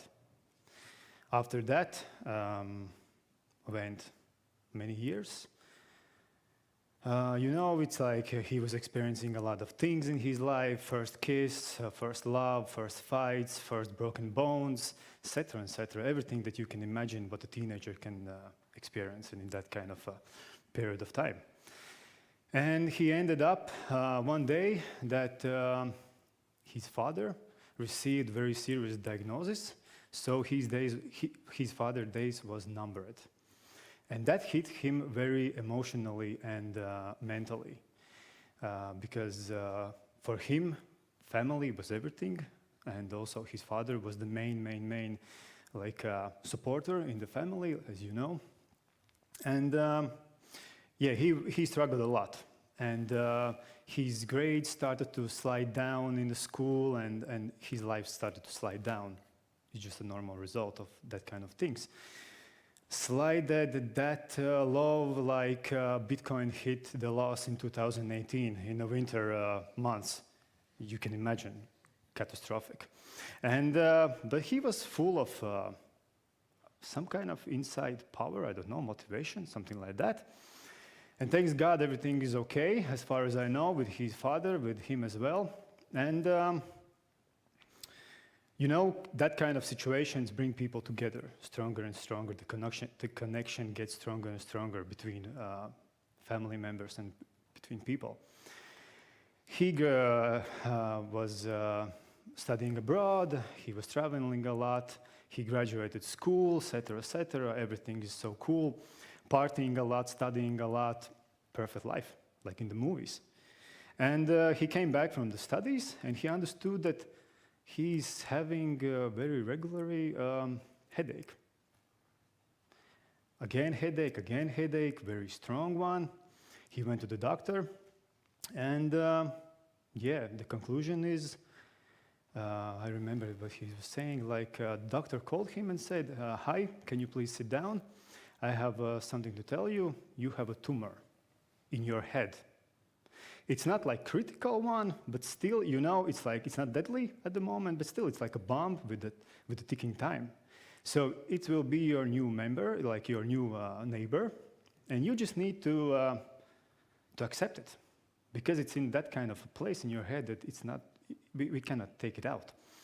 And the doctor said that, please understand, young gentleman, one thing, it's a bad period of time in your life, it's not a bad life. Never give up. You have to start to manage the place between your ears. You have to start to manage your mind and accept that these kind of challenges in life people have. You're not alone. And et cetera. And of course, again, the grades are in the school. There was one thing I just remembered that it was funny that he highlighted 2 conversations in the school when the grades was going down, like a Bitcoin in 2018. And there was 2 teachers. I remember the math teacher, how he told me it was the main character in these kind of sayings. She said, hey, you have no future. Only thing that you can do in your life, maybe you can wash cars, because in a car service you cannot work because you need to count till 4, and you cannot, there are 4 tires, you know. And then another one teacher was saying that, hey, you will end up in the streets or you will end up in a prison. And he was laughing about that when he was telling me this, and I was like, okay, continue please the story. So, interesting, right? And after the tumor thing, etc., he ends up in one interesting place in his life. You remember the story about maybe you will end up in the streets or in the prison? He ended up in the prison. Wow, let's go. That's a plot twist, you know? And yeah, he told me that there was some kind of investment deal, there was some kind of a bad business, etc., etc. A lot of crazy things going on. He didn't understood what was there, and so huge scam. He lose a lot of money, and after 72 hours, he's in his first court, like a trial. So the judge is trying to understand what to do with him after 72 hours, and the judge is saying life imprisonment. So life imprisonment is 25 years at least. Something like that. And he was, if I correctly remembered, he was 26 at that time. So he told me that, can you imagine, I was sitting there, I was like 26, and I have like a sentence for the same amount of time that I have already lived in this world. 25 New Year's, 25 Christmas, 25 birthdays, 25 at least. He told me, like, I will go out, there will be no my parents anymore, I will be alone, so everything is damaged, there's no life. He will be around 50. And those 25 years turned out in 4 months in a high security prison with the murderers, with top G gangsters, with the rapists, with the scammers, with the drug lords. crazy people, as I remember he told me. And turned out to 4 months in this high security prison, and then he had strict house arrest for 3 years. 2 years he didn't went out of his apartment, from 4 walls, being alone, being total outcast for 2 straight years, because the case was so important that he was like cut out of the world. No social media, no communication, alone in 40 square meters in a 1-room apartment in 4 walls. And the interesting part is that I asked him, how did you survive? It's like a miracle again for you. It's interesting life, you know.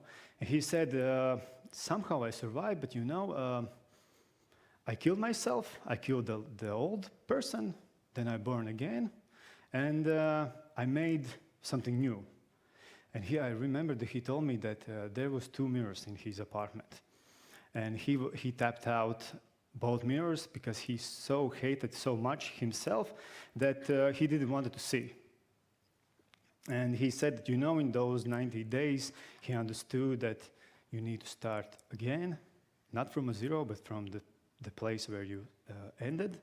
So you need to continue, and you need to build a new version of yourself. So he took off all the things. He told me a lot of, now in details I don't remember anymore, but it's like he looked in that person's eyes and he started to make friends again with that person, but now in a different way, with a different mind, with everything different, with a different vision. He was doing a lot of things. He told me Wim Hof's breathings, cold showers 3 times a day, 2 times a day, workouts, reading a lot, doing yoga, everything, you know, listening to podcasts, starting to change his mind and everything. But the most important, he wanted to change the person in the mirror, the physical body. He also told me that he lost 26 kilograms. I was like, wow, that's a lot, because the most surprised thing is that I don't want to imagine what kind of economical crisis he hit when he needed to change all the wardrobe. And also those clothes from the prison wasn't even anymore for his size, but okay, that's just secondary. And you know, and when I was listening to him, to that story, I was thinking, that's one crazy guy, you know, hero. That willpower inside and that kind of crazy light inside. And I took some, let's say, quotes from him.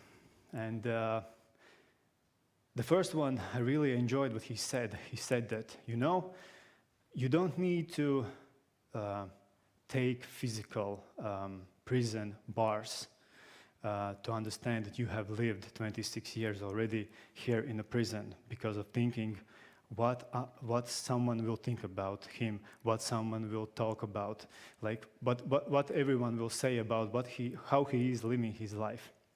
The second one, he said, if you are taking step 3, then take step 3. Don't jump on step 15. Don't compare yourself to anyone else because you have your own path. Don't compare to anyone else. Everyone has their own path. Then he said that every mountain top is the next mountain's bottom. So every time you achieve something, you have a next one mountain ahead. Then he said, I really like this one, he said, don't wait for others to like you, to thumb up you before, for example, in the morning or before something. Be the one who like yourself first. Even if you don't receive any likes or thumbs up, this is like a metaphor, from others, the most important like and thumbs up is from you, from yourself. And yeah, even I remember now, he told me that he's writing a book about this. And I was like, wow, very good, very nice. But honestly, I'm just between us. I'm not sure that someone would really buy his book, but maybe there will be a couple who will buy, because it's like a movie, I don't know. Also, I told him, maybe you need to like sell this to some kind of company, maybe to Netflix. Maybe they can make a series out of this. And he was laughing and laughing, you know, and that's it. And we left and we split, and that's it. And now I see him on social media. He's doing a lot of stuff. He's doing everything that he once did to survive. He was also studying during the time investment management. Like I remember, he told me he was learning how to make more money with money, not to lose money, as you assume, and lose his life, years. And I saw that now he's doing all these Wim Hof methods. Now he has one of the biggest communes in a country with ice swimming. These persons who are going to swim in the winter time. He has a podcast that was top 3 in his country in the first year. He's managing some kind of investments. He's doing a lot of stuff. And also I saw that he also have a connection, and he's cooperating with one of the biggest companies in the world that has automated trader with the cryptocurrencies, with the stocks, etc., etc. So he's doing a lot of things. And I saw how one person can change in those three years, if I correctly remember, 999 days, if you are talking about the numbers, again, surprise, surprise. And I am really proud of that guy. And I really respect him. And you know why? Because that kid is me. That was my story. And now when I remember all these things, I can only imagine what could, how could, should I, would I don't know. One thing for sure, I didn't mention it in the beginning, I like 2 movies, the best ones that I like in my life. The first one is Forrest Gump. Why I like Forrest Gump? Because Forrest Gump is a perfect example how to not give up. Even when the life is throwing you a lot of things, even when you are in a dark room, the light inside you is brighter than anything around you. It's like 100%. The second one is Butterfly Effect. It's a trilogy about the idea how you can get back in the past, how you can change something for a better. And in those movies, you can see, in those series, you can see that every time the main actor is changing something, he don't like the result. And you know what? Even now knowing, I'm now telling this about myself. Even now I know the plot, how everything went and how crazy it was going through suicide. Writing letters to my parents and friends with the last words, experiencing how a very close friend of mine commits suicide, etc. I would go again, the same plot as many times as I need to. I wouldn't change a bit, never, because that result, what I received, is mind-blowing. I can now maybe say a lot of these smart quotes and repeat them, but you know, everything in life comes with a price tag, and I'm not talking right now about money. It's about sweat, it's about blood, it's about tears, about everything, but not always about the money. You can think, you can plan, but universe has its own plans for you, so you need to change. If you're not changing, the universe will do everything so you change. In life as well, you can see, first we will receive the test, and then we will receive the lessons, the study material, the classic as well, not in the order like it is in the normal life. Third one was very difficult. I needed to unlearn what I have taught for more than 2 decades, for 26 years. That was crazy, really. And next time when you have a bad and rough day, turn your head closer to this thing that we call heart. And if you feel that it's beating, you know it's called purpose. and it's beating for a reason. Never give up, please. And before I end my speech, I just wanted to add some last words. What I sum up being through those kind of experiences. I sum up that life is not just passing of time. Life is a collection of experiences and love, about love and experiences. And when there will come my last day on this earth, in this kind of a meat costume, how I'm always joking, in this kind of a thing, I know that I will only remember the people that I love and stories about my experiences. So love unconditionally and collect more experiences. And trust me when I say sometimes not getting what you want is a beautiful blessing, because I didn't choose all these experiences. Never, really, trust me. But it happened to me. And that's the best what I can say. And before I end, I see that my time is already done. But the clock is showing me it's 3:15.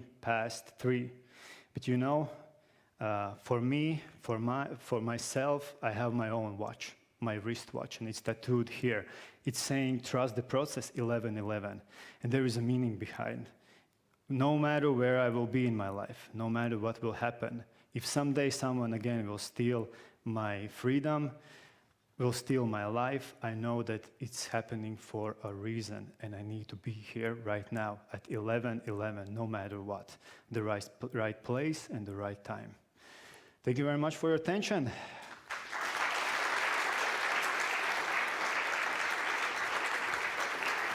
Thank you, Rolf. What an exciting and thrilling day. What the stories we heard. We have listened to 11 distinguished, experienced, exciting, inspiring speakers. I did try to make some clumsy notes to try to summarize the great thoughts that were expressed, and my bucket is full. I'd like to share with you 6 of them. Number 1, as much as we did not like the periods of crisis, severe crisis, changes like we heard of, they are a natural part of our life. And those are drivers of huge transformations. First of all, the transformations of us as human beings, as individuals. Nowadays, when all the simple problems are solved more than ever, we need people who are equipped with skills such as problem solving, critical thinking, creativity, innovation, collaboration. Number 3, and of course, data and technology that helps us to connect the dots among different stakeholders and develop evidence-based policies and strategies and solutions for the good of society, for the good of the environment we live in. It happens. Be prepared and embrace it when it happens. It is good to understand why people resist change, and even better to be able to manage that resistance, but try to be faster than your amygdala. That's for sure. Last but not least, number 6, to fail is okay. Failure and pain leaves scars, but instead of focusing on negative vibrations, highlight your scars, impairments and imperfections, and make them shine. Thank you very much for today. It was a pleasure to have you as an audience, as I said before, and we still have some steps to make to the very end of this wonderful TEDx Riga Technical University event. And I would like to invite on the stage one of the core organizers, the organizer of this event, Dennis. Remember what I...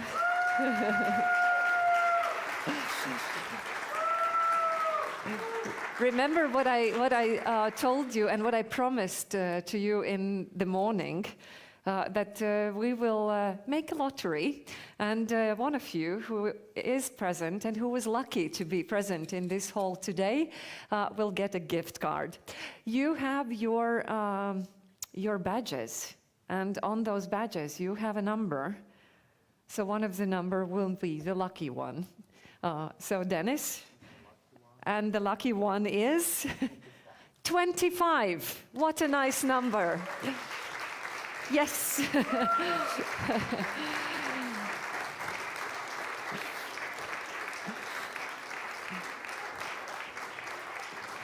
It's so great that 25 is still in the room.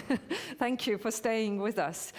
And now I would like to invite all the speakers who are still present in the hall, on the stage, so that we can see you once again and give you standing ovations for your courage, openness, and willingness to share. Jānis, Tālis, Emīls, Linda, Kristaps, Artūrs, Māris, Nikita, Gins, Elina, and Ralfs. So, welcome.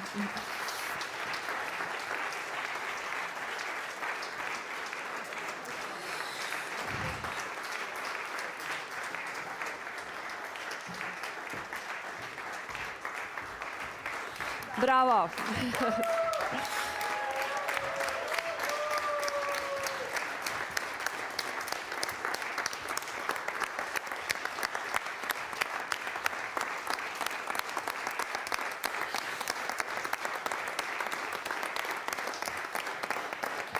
I do have to return to this red dot. Sorry for me standing with, yes, with the back. Of course, as all the events, I mean, they can succeed because they have not only great team that is giving their passion and their heart and their love and many hours hard work to prepare everything. There are also friends and supporters. So that's why I would ask also to say thanks and to show on the slide the list of the supporters and friends who made this event happen. I'm not going to repeat all the names, but let's give an applause also to those who were with us.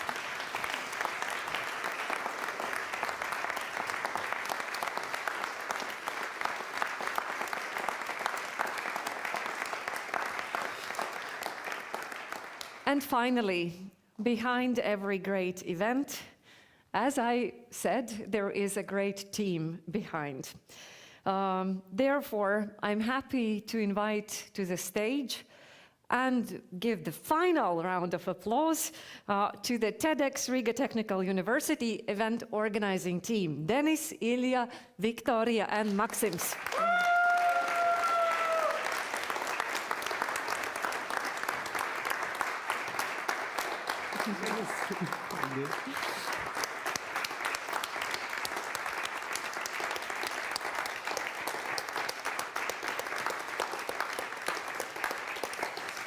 So thank you all once again. I encourage you to stay longer since we have saved quite some time.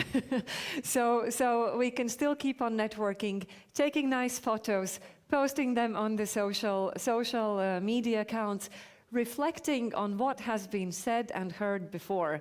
And my most sincere wish is that let's meet in some new events in the coming years with another bunch of great speakers and inspirational speeches. So thanks a lot and have a good evening and the rest of the journey. Thanks. Yeah.